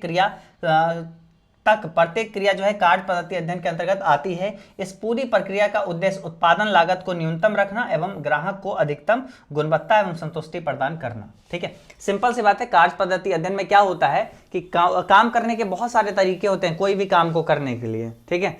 हर कार्य को करने के लिए बहुत सारे पद्धति होते हैं, लेकिन क्या होते हैं ना कि मतलब हमको उसमें सर्वश्रेष्ठ पद्धति ढूंढने के लिए कार्य पद्धति अध्ययन की जरूरत होती है। ग्राहक को अंतिम जो है, ग्राहक को तैयार माल ग्राहक तक पहुंचाने तक के प्रत्येक क्रिया जो होती है कार्य पद्धति अध्ययन के अंतर्गत आती है। इसके द्वारा ये सुनिश्चित किया जाता है कि उत्पादन की जो लागत हो वो कम हो, न्यूनतम हो, साथ ही साथ ग्राहक को अच्छा प्रोडक्ट मिले, अच्छी गुणवत्ता वाली, और साथ ही साथ ग्राहक को संतुष्टि भी मिले, ठीक है। तो ये पूरा काम जो है कार्य पद्धति अध्ययन के अंतर्गत आती है। दूसरा हमारे पास है समय अध्ययन। क्या है दूसरा हमारे पास? समय अध्ययन। तो नाम से ही क्लियर है कि इसमें क्या किया जाता है, अध्ययन, समय का अध्ययन किया जाता है।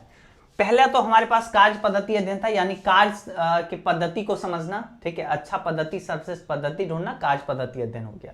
समय अध्ययन में क्या होगा, समय का हम लोग अध्ययन करेंगे, समय को जानेंगे, समय के बारे में जानेंगे। देखिए इसके अंतर्गत यह देखा जाता है कि सामान्य योग्यता एवं सामान्य बुद्धि वाले सामान्य व्यक्ति को किसी कार्य को सामान्य रूप से संपन्न करने में कितना समय लगता है, ठीक है। इसी के आधार पर, मतलब सिंपल सी बात है, एक नॉर्मल आदमी को, ठीक है, एक नॉर्मल पर्सन को बुलाया गया और उसे एक काम दिया गया, ठीक है, एक नॉर्मल पर्सन, ठीक है, ये नॉर्मल पर्सन है। और चलो अच्छा सा नॉर्मल पर्सन हम बुला लिए। देखो ये तगड़ा नॉर्मल पर्सन है और ये नॉर्मल पर्सन को काम दिया गया, एक वर्क दिया गया, एक नॉर्मल वर्क दिया गया, ठीक है। अब ये नॉर्मल वर्क करने में ये नॉर्मली कितना टाइम लगाता है, कितना समय लगाता है, कितना टाइम लगाता है, इसको कहते हैं समय अध्ययन, ठीक है। ये समय पता करना, एक नॉर्मल आदमी एक नॉर्मल काम को करने में कितना समय लगाता है नॉर्मली, इस समय का पता लगाने के लिए ये जो समय कितना हो लगता है एक कोई भी काम को करने में, तो उसको वो समय अध्ययन के से पूरा होती है, ये पता चलता है, ठीक है, इसका उपयोग होता है। सिंपल सी बात है। और जब ये समय इसी के आधार पर किसी कार्य को करने की प्रमाणित समय ज्ञात किया जाता है। ये हमारे पास उस समय निकल के आता है कि एक नॉर्मल काम को करने में कोई एक नॉर्मल आदमी कितना नॉर्मली समय लगाता है, तो वो उसको कहते हैं, जब वो समय पता चल जाता है तो उस समय को कहते हैं प्रमाणित समय। और इस प्रमाणित समय के अंतर्गत प्रत्येक श्रमिक को उक्त कार्य को पूरा करना पड़ता है। इसके आधार पर ही मजदूरी की दर भी निश्चित की जाती है। जो प्रमाणित समय से कम समय में काम करेगा, मतलब मान लेते हैं ये नॉर्मल आदमी 2 घंटा में एक काम को किया, ठीक है। अगर मान लेते हैं ए नाम का एक और व्यक्ति आया और ये क्या किया, इसी काम को 1.5 घंटा में कर दिया, ठीक है। तो हमारे पास एवरेज जो वर्क है वो करने टाइम जो है वो कितना है, 2 घंटा है, लेकिन ये पहले कर दिया तो इससे ज्यादा सैलरी मिलेगा। एक आया सी नाम का आदमी, ये क्या कर रहा है, 3 घंटा में कर रहा है, इससे कम सैलरी मिलेगा सी को। बस यही चीज है, उसे अधिक मजदूरी दी जाएगी और जो अधिक समय में काम करता है उसे कम मजदूरी दी जाएगी। सिंपल सी बात है, ठीक है। तो ये हो जाती है समय अध्ययन। चलिए अब आगे बढ़ते हैं, गति अध्ययन, ठीक है। अगला हमारे पास क्या है, गति अध्ययन। आइए, तीसरा प्रकार है गति अध्ययन का मुख्य कार्य यह है कि इससे कार्य करने की सर्वश्रेष्ठ तरीका का पता लगाया जाता है। इस अध्ययन का आधारशिला यह है कि प्रत्येक कार्य को करने में श्रमिक को अपने हाथ पैर हिलाने डुलाने पड़ते हैं। शरीर का यह हिलाना डुलाना जितना अधिक होगा, समय उतना ही अधिक लगेगा तथा थकावट भी उतनी ही जल्दी आएगी। इसलिए वैज्ञानिक अध्ययन द्वारा काम करने में ऐसी विधि को अपनानी चाहिए जिससे शरीर को कम से कम हरकत और थकान कम से कम हो। गति अध्ययन समय अध्ययन के बाद किया जाता है। देखिए बेसिकली क्या था, कार्य पद्धति अध्ययन में भी हम लोग कार्य के सर्वश्रेष्ठ तरीका को ढूंढते थे, लेकिन वहां पे हम लोग देखते थे कि वस्तु के उत्पादन में कम से कम खर्चा हो, मतलब कीमत उसका कम हो, ठीक है, उत्पादन लागत कम हो, बस ये उसके बाद साथ ही साथ जो ग्राहक रहेंगे उसको क्या मिले, उसको अच्छी गुणवत्ता वाले सामान मिले और साथ ही साथ उसे क्या मिले, उसे पूरी संतुष्टि मिले, ठीक है।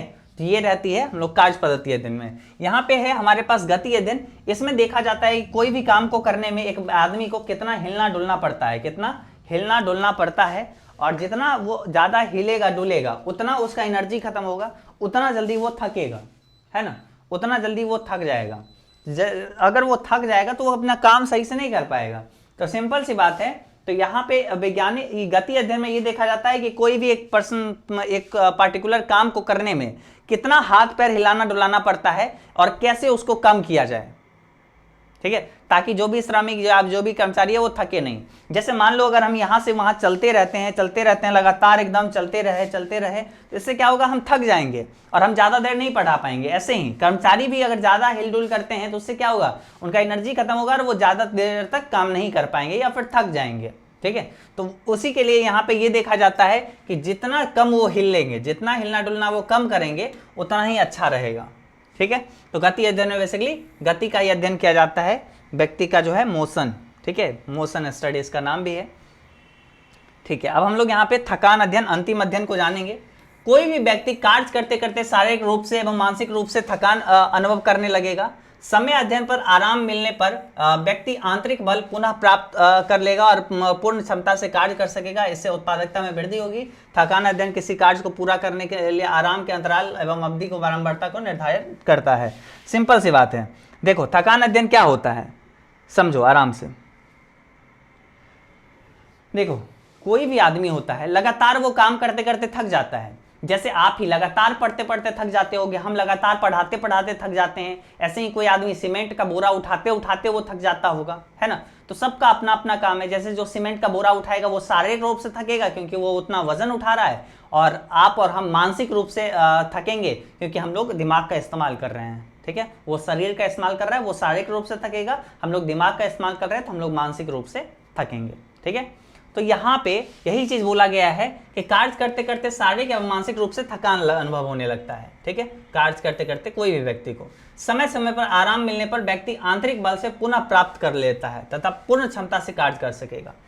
क्या होता है कि आप ही बहुत ज्यादा थक जाते हैं पढ़ते पढ़ते, तो थोड़ा देर आराम कर लेते हैं तो फिर से एनर्जी मिल जाती है और फिर से बैठ के पूरा पढ़ लेते हैं। जैसे देखते हैं ना मजदूरी जो होते हैं, थोड़ा देर बैठ लेते हैं और फिर काम करते हैं वही एनर्जी के साथ फटाफट, तो है ना, तो वही पूर्ण ऊर्जा मिल जाती है। थोड़ा सा क्या करते हैं, ये आराम कर लेते हैं, तो इससे उत्पादकता में वृद्धि होगी, है ना। फिर क्या होगा, आप जैसे थक जाओगे, आप थोड़ा देर रेस्ट कर लोगे, फिर से आओगे पढ़ने में तो आपको मन लगेगा। नहीं तो आपका मन ऊब चुका रहेगा और आप बैठे रहोगे आराम नहीं करोगे तो फिर क्या होगा, आपको पढ़ने में मन नहीं लगेगा, है ना। थकान अध्ययन और अभी किसी को थकान महसूस हो रहा है, चुपचाप पानी पियो, बैठ के पढ़ो यहाँ पे, ठीक है, आराम से पढ़ते चलो। अभी थकान अध्ययन किसी कार्य को पूरा करने के लिए आराम के अंतराल या अवधि की बारंबारता को निर्धारण करता है, ठीक है। थकान अध्ययन से ये हमें जानना होता है कि एक काम, एक पार्टिकुलर काम है हमारे पास, इस काम को करने में कोई भी व्यक्ति कितना देर में थक जाता है, ठीक है, कितना देर में थक जाता है और उसको आराम चाहिए तो कितनी बार, ठीक है।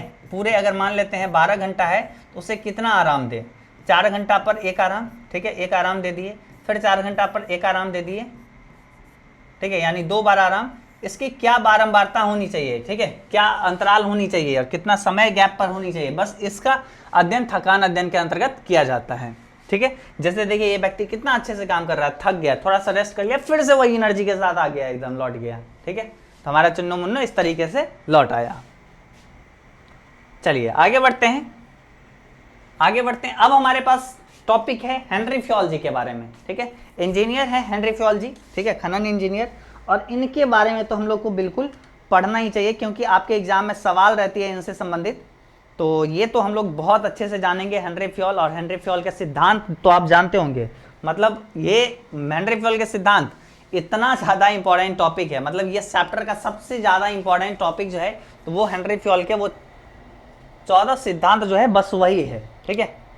14 जो सिद्धांत है वही सबसे ज़्यादा इंपॉर्टेंट है, ठीक है। अभी देखो यहाँ पे हेनरी फ्योल के बारे में सवाल रहती है ऑब्जेक्टिव वगैरह में, अगर आपके बोर्ड में ऑब्जेक्टिव है तो देखो हेनरी फ्योल के बारे में। तो जीवन इनका कब स्टार्ट होता है, ठीक है, इनका जन्म होता है 1841 में, निधन होता है 1925 में, ठीक है। जन्म कब होता है 1841 में, निधन कब होता है 1925 में, याद रखिएगा। हेनरी फ्योल का यहाँ पे तस्वीर भी लगी हुई है, और हेनरी फ्योल का जन्म कब होता है, इनका जन्म होता है 1841 में, निधन होता है 1925 में। पेशा से ये क्या थे हेनरी फ्योल पेशा से ये खनन इंजीनियर थे एवं प्रबंध विषय का सिद्धांतकार, ठीक है, और क्या थे, प्रबंध विषय का सिद्धांतकार भी ये थे। साथ ही साथ इनकी नागरिकता जो थी वो कहाँ की थी, इनकी नागरिकता थी फ्रांस की, मतलब ये फ्रांसीसी थे, ठीक है, ये फ्रांसीसी थे, ठीक है। कौन, हेनरी फ्योल। शिक्षा ये कब प्राप्त किए, कहाँ से, 1880 में सेंट एंटाइन की माइनिंग एकेडमी से ये स्नातक किए। योगदान ये क्या दिए, ये मुख्यतः 14 प्रबंध का सिद्धांत दिए, जो कि बहुत प्रशासनिक सिद्धांत माना जाता है, ठीक है। तो ये इनकी जो है मेनली योगदान है, 14 सिद्धांत ये दिए थे। और साथ ही साथ आप इनका डेट, जन्म का, निधन का, और ये एक पेशा से क्या थे, एक खनन इंजीनियर थे, ये आपको याद रखनी है, रहेगा याद, क्लियर। चलिए आगे हम लोग बढ़ते हैं। अब यहाँ पे हम लोग जानते हैं, अब हम लोग यहाँ पे क्या जानते हैं, अब हम लोग यहाँ पे जानते हैं हेनरी फ्योल द्वारा प्रतिपादित प्रबंध के सिद्धांत, जो कि क्या है, निम्नलिखित है। सिंपल सी बात है, आपके एग्जाम में बहुत बार ये सवाल पूछा जा चुका है। आप अगर पिछले साल के क्वेश्चन पेपर देखे होंगे तो उसमें देखे होंगे, ठीक है। हेनरी फ्योल के प्रबंध के सिद्धांत सबसे ज्यादा इंपॉर्टेंट क्वेश्चन है, ठीक है। और इनके कितने सिद्धांत है, हेनरी फ्योल के 14 सिद्धांत है। कितने सिद्धांत है, 14, ठीक है, 14, ठीक है, याद रखिएगा। हेनरी फ्योल के कितने सिद्धांत है, 14 सिद्धांत है। तो कौन कौन से सिद्धांत हो जाते हैं, चलिए सबसे पहले अच्छे से जानते हैं। पहला सिद्धांत है कार्य विभाजन का सिद्धांत, यानी सिंपल सी बात है, जिस पद के लिए योग्य हो, ठीक है, उसे काम दे देना चाहिए। सिंपल सी बात है, एक आदमी अगर अकेले सोचेगा कि हम सारा काम को कर लेंगे और बहुत बड़ा उसका काम है तो नहीं कर पाएगा। इसलिए हर हमेशा कार्य विभाजन का सिद्धांत होना चाहिए कि सिंपल सी बात है, कार्य को बांट देनी चाहिए, ठीक है। मतलब पर्सनली, और ये भी नहीं कि 5 आदमी रखे हुए हैं और किसी को कोई भी काम बोल देते हैं कि कर लो, नहीं। हर हमेशा कार्य अगर बांटा रहेगा तो वो आदमी उस काम के लिए स्पेशलिस्ट बन जाएगा और वो काम अपने अच्छे से करेगा। इससे क्या होगा, वस्तु के उत्पादन में गुणवत्ता का वृद्धि होगा, ठीक है, अच्छे ढंग से बनेगी, और साथ ही साथ क्या होगा, संसाधन का कुशलतम उपयोग भी होगा, ठीक है। कोई भी अगर अच्छा बन जाएगा, विशिष्ट हो जाएगा एक चीज के लिए, एक पार्टिकुलर चीज के लिए अगर कार्य विभाजन करेंगे तो वो क्या होगा, वो अच्छी गुणवत्ता वाली वस्तुएं बनाएगा। तो हर हमेशा कार्य विभाजन सही तरीके से होना चाहिए। तो पहला सिद्धांत जी हेनरी फ्योल ये दिए हैं कि कार्य विभाजन का सिद्धांत, ठीक है। दूसरा सिद्धांत दिए हैं अधिकार तथा उत्तरदायित्व का सिद्धांत, कि अधिकार तथा उत्तरदायित्व का सिद्धांत सिंपल सी बात है, जब किसी के पास सत्ता होगा, ठीक है, जब किसी के पास सत्ता, या मान लेते हैं उसको एक पद मिला होगा, ठीक है, सत्ता बोलो या पद बोलो, ठीक है, उसके पास होगा, तभी तो वो उसके प्रति जो है क्या दिखाएगा, उसके प्रति उसका उत्तरदायित्व होगा। क्या बिना सत्ता या बिना पद का कोई उत्तरदायित्व क्या निभाएगा? आपको हम टीचर बनाए ही नहीं और आप लोगों को कैसे पढ़ाएंगे? आप कैसे लोगों का जिम्मेदारी उठाएंगे? तो पहले उसके लिए हमें आपको टीचर बनाना होगा। क्या आप स्टूडेंट रहोगे नहीं तो आप कैसे समझोगे कि हमको पढ़ना है, हमको मार्क्स लाना है? आप स्टूडेंट ही नहीं हो। तो पहले जो है सिंपल सी बात है, किसी को भी उत्तरदायित्व के लिए उसके पास सत्ता होना चाहिए, तब वो उसके प्रति उत्तरदायित्व रहेगा। तो हर हमेशा जो भी लोग हैं उसे उसका अधिकार पता होनी चाहिए, उसको एक पद सुनिश्चित रहनी चाहिए ताकि वो उसके प्रति उत्तरदायित्व उसकी रहे, सारी जिम्मेदारी उसकी रहे। ठीक है, सारी जिम्मेदारी किसकी रहे? उसी की रहे। ठीक है, तो ये हमारे पास हो जाती है अधिकार तथा उत्तरदायित्व का सिद्धांत, दूसरा सिद्धांत। तीसरा सिद्धांत है अनुशासन का सिद्धांत, कि हर हमेशा जो भी व्यवसाय है, ठीक है, उसमें क्या हो? अनुशासन हो। क्या हो? अनुशासन हो। अनुशासन यानी एकदम सब लोग सब काम व्यवस्थित तरीके से हो। अगर आने का समय 9 बजे है, 9 बजे अगर फैक्ट्री खुलता है तो 9 बजे सारे कर्मचारी लोग को आ जाना है, लेट नहीं करना है। जाने का भी एक निश्चित समय होना चाहिए। डिसिप्लिन में बात करनी है, चेयर पे कैसे बैठना है, सब कुछ अच्छे से अगर अनुशासन में रहेगी तो वो कंपनी जल्दी ग्रो करेगी। ठीक है, तो अनुशासन का एक सिद्धांत दिए हैं। उसके बाद देखो आदेश की एकात्मकता का सिद्धांत, मतलब अगर कोई भी कर्मचारी है, ठीक है, अगर कोई भी क्या है हमारे यहाँ कर्मचारी है, तो उसको जो आदेश मिले, ठीक है, उसको क्या मिले? उसको जो आदेश मिलेगा वो एक व्यक्ति के द्वारा मिले। किसके द्वारा? एक व्यक्ति द्वारा। क्यों? क्योंकि मान लेते हैं आप और आपके भाई मान लेते हैं एक व्यवसाय चलाते हैं, एक कर्मचारी था, उसको आप जाके काम बताए कि देखो तुम चेयर बनाओ, ठीक है, आप लोग का वुडन का बिजनेस था, और आपके भैया जाके बोले कि तुम जाके बनाओ क्या चीज? बेड बनाओ, ठीक है, बेड बनाओ जाके तुम। ठीक है, अब वो क्या सोचेगा? हम क्या करें, किनका बात माने, हम तो निसहाय हो गए, क्या करें हम, किसका बात माने? उसका बात नहीं मानेंगे तो वो हमको ऐसे करेगा, इसका बात नहीं मान, हम तो बीच में मर रहे हैं, तो थोड़ा थोड़ा सब कर लेते हैं। क्या बेचारा परेशान हो जाएगा ना कि भाई साहब हम किसका बात माने? तो देखो इसके लिए ये होना चाहिए, एक सिद्धांत ये भी दिए, आदेश की एकात्मकता का सिद्धांत होना चाहिए, यानी आदेश देने वाला एक ही व्यक्ति होना चाहिए। ठीक है, हर विभाग का अपना अपना होना चाहिए। उसके बाद देखिए निर्देश की एकात्मकता का सिद्धांत, कि यहाँ पे देखिए निर्देश की एकात्मकता का सिद्धांत है पूरे ग्रुप से, पूरे समूह से। अगर कोई एक समूह है जिसका लक्ष्य जो है एक है, कि पूरा समूह मिलकर एक लक्ष्य को प्राप्त करना चाहता है, तो उस लक्ष्य, उस ग्रुप का, उस समूह में निर्देश देने वाला एक व्यक्ति हो कि चलना है ऐसे है, काम ऐसे करना है, काम वैसे करना है। ठीक है, क्योंकि लक्ष्य तो एक है, काम किस तरीके से करना है उसको निर्देश देने वाला टीम लीडर एक होना चाहिए। ठीक है, तो ये पूरा ग्रुप से, पूरा समूह से संबंधित रहता है निर्देश की एकात्मकता का सिद्धांत।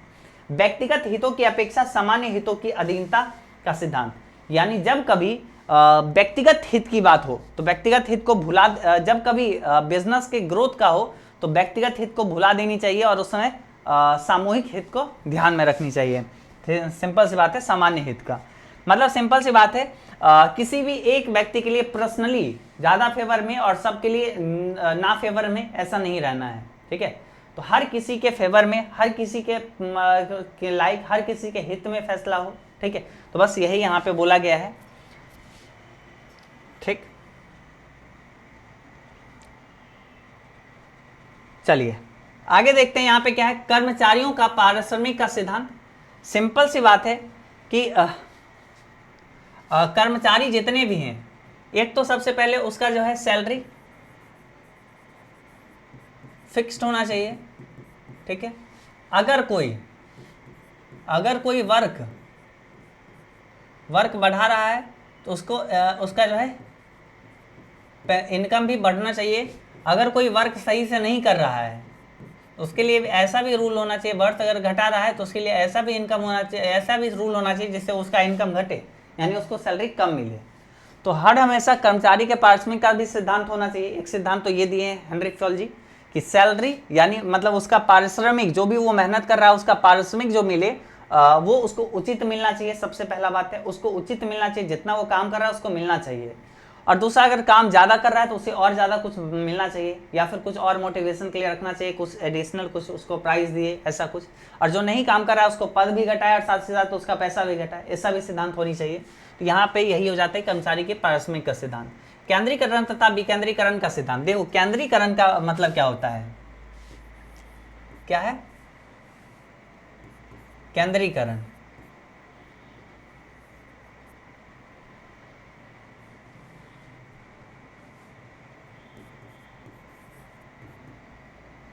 केंद्रीकरण यानी सेंट्रलाइजेशन, ठीक है। केंद्रीकरण में क्या होता है, जितना भी अधिकार है, ठीक है, मान लेते हैं ए है,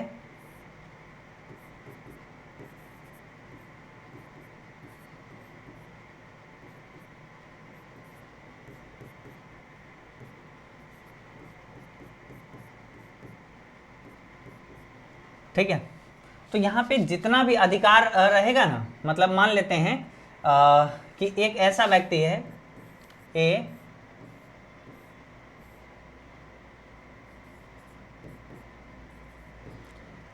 कि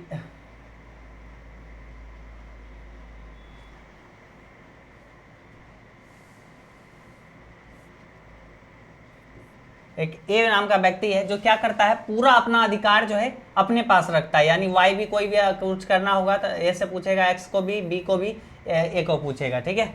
तो सब अधिकार ए से ही पूछेगा, मतलब अपना अधिकार खुद अपने पास रखा हुआ है, ठीक है, खुद अपने पास रखा हुआ है। यानी इस सारा चीज जितना भी परमिशन है पूरा सेंट्रलाइज करके रखा हुआ है, ठीक है। एक सिद्धांत ये हो गया केंद्रीकरण और विकेंद्रीकरण का सिद्धांत, यानी टोटल अधिकार अपने पास रखता है, ठीक है, तो उसको कहेंगे केंद्रीकरण यानी सेंट्रलाइजेशन। अगर वो अपना अधिकार, अपना उत्तरदायित्व अगर दूसरे लोगों को भी देगा, ठीक है, जैसे यहाँ पे किया, ए दिया, ये दे दिया यहाँ पे दूसरे लोगों को, ठीक है, समझिएगा, पूछा जाता है एग्जाम में अक्सर। तो यहाँ पे देखिए ये क्या किया, ए क्या किया, अपना अधिकार बी को दे दिया, सी को दे दिया, डी को दे दिया। यानी एक्स जेड को कुछ पूछना होगा सीधा वो बी के पास जाएगा, ए के पास अब नहीं जाएगा। जेड को कुछ पूछना होगा सी के पास जाएगा, वाई को कुछ पूछना होगा डी के पास जाएगा, ठीक है। तो यानी यहाँ पे क्या हुआ, अधिकार बांट दिया, यानी बी केंद्रित कर दिया, ठीक है, डिसेंट्रलाइजेशन, ठीक है। तो यानी हमारे पास केंद्रीकरण और विकेंद्रीकरण का सिद्धांत क्या होता है, ये अब आपका क्लियर हो गया होगा, ठीक है। उसके बाद क्या है, सोपान श्रृंखला का सिद्धांत, ठीक है। हमारे पास क्या है अगला, सोपान श्रृंखला का सिद्धांत। अभी तक आप लोग को कोई दिक्कत नहीं होनी चाहिए, ठीक है। चलिए आगे आपको बताते हैं, क्योंकि इसके बारे में प्रॉपरली बुक में बहुत अच्छा से यहाँ पे लिखा हुआ है। देखिए क्या लिखा हुआ है, सोपान श्रृंखला के बारे में, सभी पदाधिकारियों के मध्य सीधा संपर्क होना चाहिए, आज्ञा देने और आज्ञा लेने का मार्ग बिल्कुल स्पष्ट होना चाहिए, ठीक है। मतलब कोई कौन किसको आज्ञा दे, ठीक है। सोपान श्रृंखला का सिद्धांत मेनली जो है यही दर्शाता है कि कौन किसको अधिकार देगा, ठीक है, कौन किसको अधिकार देगा ये निश्चित होना चाहिए। कौन किससे मतलब आदेश लेगा, कौन किसको आदेश देगा, कौन किससे अधिकार आदेश लेगा, ये चीज़ निश्चित होनी चाहिए। तो यही होता है सोपान श्रृंखला। उसके बाद व्यवस्था अथवा क्रमबद्धता का सिद्धांत। मान लेते हैं कोई काम एक कर्मचारी कर रहा है, उसके पास कोई भी सामान घट गया, जैसे चेयर बना रहा था, उसके पास वो चेयर बनाने में ना कुछ गम का जरूरत था, मतलब क्या चीज़, गोंद जिसको कहते हैं चिपकाने के लिए, या फेविकॉल बोल लो, ठीक है, जरूरत था, वो खत्म हो गया। तो इसको ये कर्मचारी को पता होना चाहिए कि आगे फेविकॉल कहाँ पे रखा होगा फैक्ट्री में, ठीक है। तो उस जगह का सिद्धांत, जगह निश्चित होना चाहिए। या फिर एक ये जो है एक कर्मचारी को दिक्कत हुआ, एक सी नाम का व्यक्ति से इसको बात करना था कि कैसे पूछना है, क्योंकि मालिक जब बोला कि जाओ सी आज तुमको बता देगा कि आज तुमको क्या काम करना है, ठीक है। तो सी के पास जाना है इसको, तो ये भी निश्चित होना चाहिए कि सी कहाँ पे बैठता है, सी का किस साइड ऑफिस है, ठीक है। तो यही यहाँ पे है व्यवस्था अथवा क्रमबद्धता का सिद्धांत, कि सबका व्यवस्थित होना चाहिए कि कौन कहाँ पे बैठता है, हर हमेशा क्रमबद्ध रहना चाहिए, ठीक है। तो बस यही चीज होता है व्यवस्था अथवा क्रमबद्धता का सिद्धांत। समता का सिद्धांत, यानी सबको में इक्वालिटी होनी चाहिए, ठीक है। अगर सबको श्रमिक भी मिल रहा है तो इक्वल मिलना चाहिए। हाँ, जो कम काम कर रहा है उसको कम मिले, जो अधिक काम कर रहा है उसको अधिक मिले, ठीक है। और सबको बराबर मतलब हित के बारे में सोचना चाहिए, किसी के साथ अन्याय नहीं करना चाहिए। बस ये होता है समानता का सिद्धांत यानी इक्वलिटी का सिद्धांत। कर्मचारियों के कार्यकाल का में स्थायित्व, सिंपल सी बात है, कोई भी कर्मचारी को आप अगर फिक्स्ड रखोगे, ठीक है, ये कर दोगे कि फिक्स्ड कर दोगे कि ये जो है मेनली क्या करेगा, ये काम हमारे लिए करेगा, तुम हम भाई तुम्हारा जो है 10 साल के लिए हम फिक्स कर दिए। एक कर्मचारी को आप क्या करें कि आप उसको ये नहीं बताए कि तुमको हम कितना दिन के लिए रखे हैं। वो तो ये नहीं सोचेगा कि भाई हम कब तक यहाँ पे हैं, कभी भी मन होगा निकाल देगा हमको, हम तो जॉबलेस हो जाएंगे। तो वो आपकी कंपनी के प्रति उतना फेवर होकर अच्छे से काम नहीं करेगा। लेकिन उसको बोल दिए कि तुम लाइफ टाइम तुमको हम जॉब में रखेंगे, हमारे यहाँ से कभी नहीं निकाला जाएगा, ये हम गारंटी दिए, या फिर तुमको हम 10 ईयर्स के लिए रखेंगे। तो ये क्या करेगा, कहेगा अभी लंबा प्लान है, इसके साथ हमें लंबा चलना है, अगर ये इसको ज़्यादा प्रॉफिट होगा तो हमको ज़्यादा प्रॉफिट मिलेगा। तो ये क्या करेगा, अपना तन मन धन एकदम तगड़ा से काम करेगा, एकदम दिल से काम करेगा, ठीक है। तो कर्मचारियों के कार्यकाल का सिद्धांत होना चाहिए कि उसे कितना समय इस कंपनी संस्थान से रहना है, ठीक है। पहल क्षमता का सिद्धांत, ठीक है, पहल क्षमता का सभी सिद्धांत आपके देखिए बुक में भी बहुत अच्छे से दिया गया है, ये भी आपको बताते हैं। देखिए पहल से आशय कर्मचारियों को किसी योजना को प्रस्तावित करने एवं उसका क्रियान्वयन करने की स्वतंत्रता से है। फ्योल जी के अनुसार कर्मचारी की पहल करने से स्वतंत्रता प्रदान की जानी चाहिए ताकि वे नई नई योजनाएं प्रस्तुत कर सके, उन्हें सफल बनाने में सर्वस्व न्यौछावर कर सके। इस संबंध में हेनरी फ्योल ने प्रबंधकों से झूठे आत्मसम्मान की भावना को त्यागने और अधीनस्थ कर्मचारियों के नए प्रयोग करने का सुअवसर देने का अनुरोध किया तथा तथ्य कटु सत्य पर आधारित है कि प्रत्येक व्यक्ति को अपने ज्ञान और अनुभव का प्रयोग करने की स्वतंत्रता होनी चाहिए। सिंपल सी बात है, ये प्रबंधक को आलोचक किए हैं, ठीक है, प्रबंधक की आलोचना यहाँ पे किए हैं हेनरी फ्योल जी। क्या आलोचना किए हैं अगर वो बात करें तो देखो ये आलोचना ये किए हैं कि हर प्रबंधक देखो तुम अपना ईगो पर मत लो, ये ऐसे बोले हैं, प्रबंधक देखो तुम अपना ईगो पर मत लो, हर कर्मचारी को मौका दो, उसके पास भी कुछ नया आइडिया होगा क्योंकि वो भी काम कर रहा है, उसके पास भी कुछ अच्छा सुझाव होगा, तो उसको भी देखो, अगर वो सही है तो उसको अपनाओ, ठीक है। तो ये यहाँ पे बोले हैं, यही होता पहल क्षमता की सिद्धांत। सहयोग की भावना का सिद्धांत कि जो भी कर्मचारी है, जो भी मालिक है और जो भी प्रबंधक है, सब में आपस में सहयोग होनी चाहिए, एक दूसरे से टकराव नहीं होनी चाहिए, हर हमेशा सहयोग होगा तो ऑब्वियसली काम जल्दी होगा, लक्ष्य की प्राप्ति जल्दी होगी। तो कुल मिला के हेनरी फ्योल जी का ये 14 सिद्धांत था जो कि हम आपको पढ़ाए हैं, तो याद रखना है, आप लोग को याद रखना है। कौन कौन से सिद्धांत है ये आपको हम एक बार दोबारा से बताते हैं। सबसे पहला है कार्य विभाजन का सिद्धांत, कार्य को बांटना, अधिकार तथा उत्तरदायित्व का सिद्धांत, सत्ता होगा तो उत्तरदायित्व होगा, अनुशासन मतलब व्यवसाय में अनुशासन होनी चाहिए, आदेश किससे लेना है ये पता होना चाहिए, आदेश की एकात्मकता का सिद्धांत, ग्रुप में समूह में निर्देशक एक होना चाहिए, निर्देश की एकात्मकता का सिद्धांत, व्यक्तिगत हितों की अपेक्षा सामान्य हितों पर ध्यान देनी चाहिए, ठीक है। तो ये हमारे पास एक सिद्धांत है, व्यक्तिगत हितों की अपेक्षा सामान्य हितों की अधीनता का सिद्धांत, ठीक है। उसके बाद है हमारे पास 7वां कर्मचारी के पारिश्रमिक का सिद्धांत, उसे सैलरी कितना मिलनी चाहिए, उचित सैलरी उसको मिलना चाहिए, ये फिक्स होना चाहिए। केंद्रीकरण और विकेंद्रीकरण का सिद्धांत मतलब अपना उत्तरदायित्व खुद रखना है या बांटना है, उसका सिद्धांत हो गया। सोपान श्रृंखला का सिद्धांत, ठीक है, सोपान श्रृंखला का सिद्धांत मेनली हमारे पास ये हो जाता है कि अगर, ठीक है, सोपान श्रृंखला में आपको बताए थे क्या चीज कि अगर कोई भी सुझाव दे रहा है, ठीक है, अगर कोई भी सुझाव दे रहा है तो उसके बारे में मतलब उसको एक बार सुनना जरूर चाहिए, ठीक है। साथ ही साथ व्यवस्था अथवा क्रमबद्धता का सिद्धांत, ठीक है, मतलब सिंपल सी बात है, कोई भी किसी अपना राय विचार को मतलब अपने सीनियर तक के साथ पहुंचा सके, किसी और के साथ पहुंचा सके, ठीक है, तो मतलब उसे इतना सुविधा हो। उसके बाद देखिए कोई भी सामान कहाँ रखा हुआ है ये पता हो, समानता का सिद्धांत, समता का सिद्धांत यानी समानता हो, इक्वालिटी हो, कर्मचारी के कार्यकाल में अस्थायित्व हो, ठीक है, कर्मचारी के कार्यकाल में क्या हो, अस्थायित्व हो, उसे पता होनी चाहिए कि वो कितने साल काम करेगा, ठीक है। पहल क्षमता का सिद्धांत यानी सिंपल सी बात है, पहल क्षमता का सिद्धांत यानी हर कोई अपना अपना जो भी राय विचार ला रहा है उसको सुनना चाहिए, हर हमेशा प्रबंधक को अपना ईगो पे नहीं रहना चाहिए, तो अपना वो ईगो छोड़ के और अपने कर्मचारी के बारे में भी सोचना चाहिए। सहयोग की भावना होनी चाहिए सभी में, तो ये सहयोग की भावना का सिद्धांत हो गया। तो कुल मिला के 14 सिद्धांत है प्रबंध की, उम्मीद करते हैं आपको बहुत अच्छे से समझ में आया होगा। अब चलिए अंतिम हम लोग एक और टॉपिक देखते हैं। हमारे पास टॉपिक है क्या चीज, हमारे पास टॉपिक है कि वैज्ञानिक प्रबंध के लाभ अथवा गुण बतावे। देखिए वैज्ञानिक प्रबंध के लाभ या फिर गुण क्या होते हैं, एडवांटेज क्या है, ये आपको बताने के लिए बोला जा रहा है। ठीक है, यही बोला जा रहा है।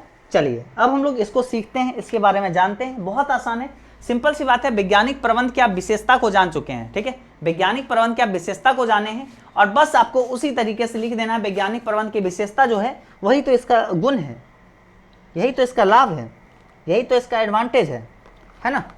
तो चलिए हम लोग देखते हैं कैसे लिखना है आपको, कैसे लिखना। अगर ये सवाल आपके एग्जाम में रहती है कि वैज्ञानिक प्रबंध के लाभ अथवा गुण को लिखे, तो आप कैसे लिखोगे, आप कैसे लिखोगे? देखो, आप लिख देना वैज्ञानिक प्रबंध के लाभ अथवा गुण निम्नलिखित है और सबसे पहला यहाँ पे लिखना स्टार्ट करना निर्माता अथवा उत्पादक की दृष्टि से, ठीक है। निर्माता अथवा उत्पादक की दृष्टि से क्या होता है, जो सामान बनाता है या उत्पादक जो होता है उसके दृष्टि से लाभ कैसे होता है?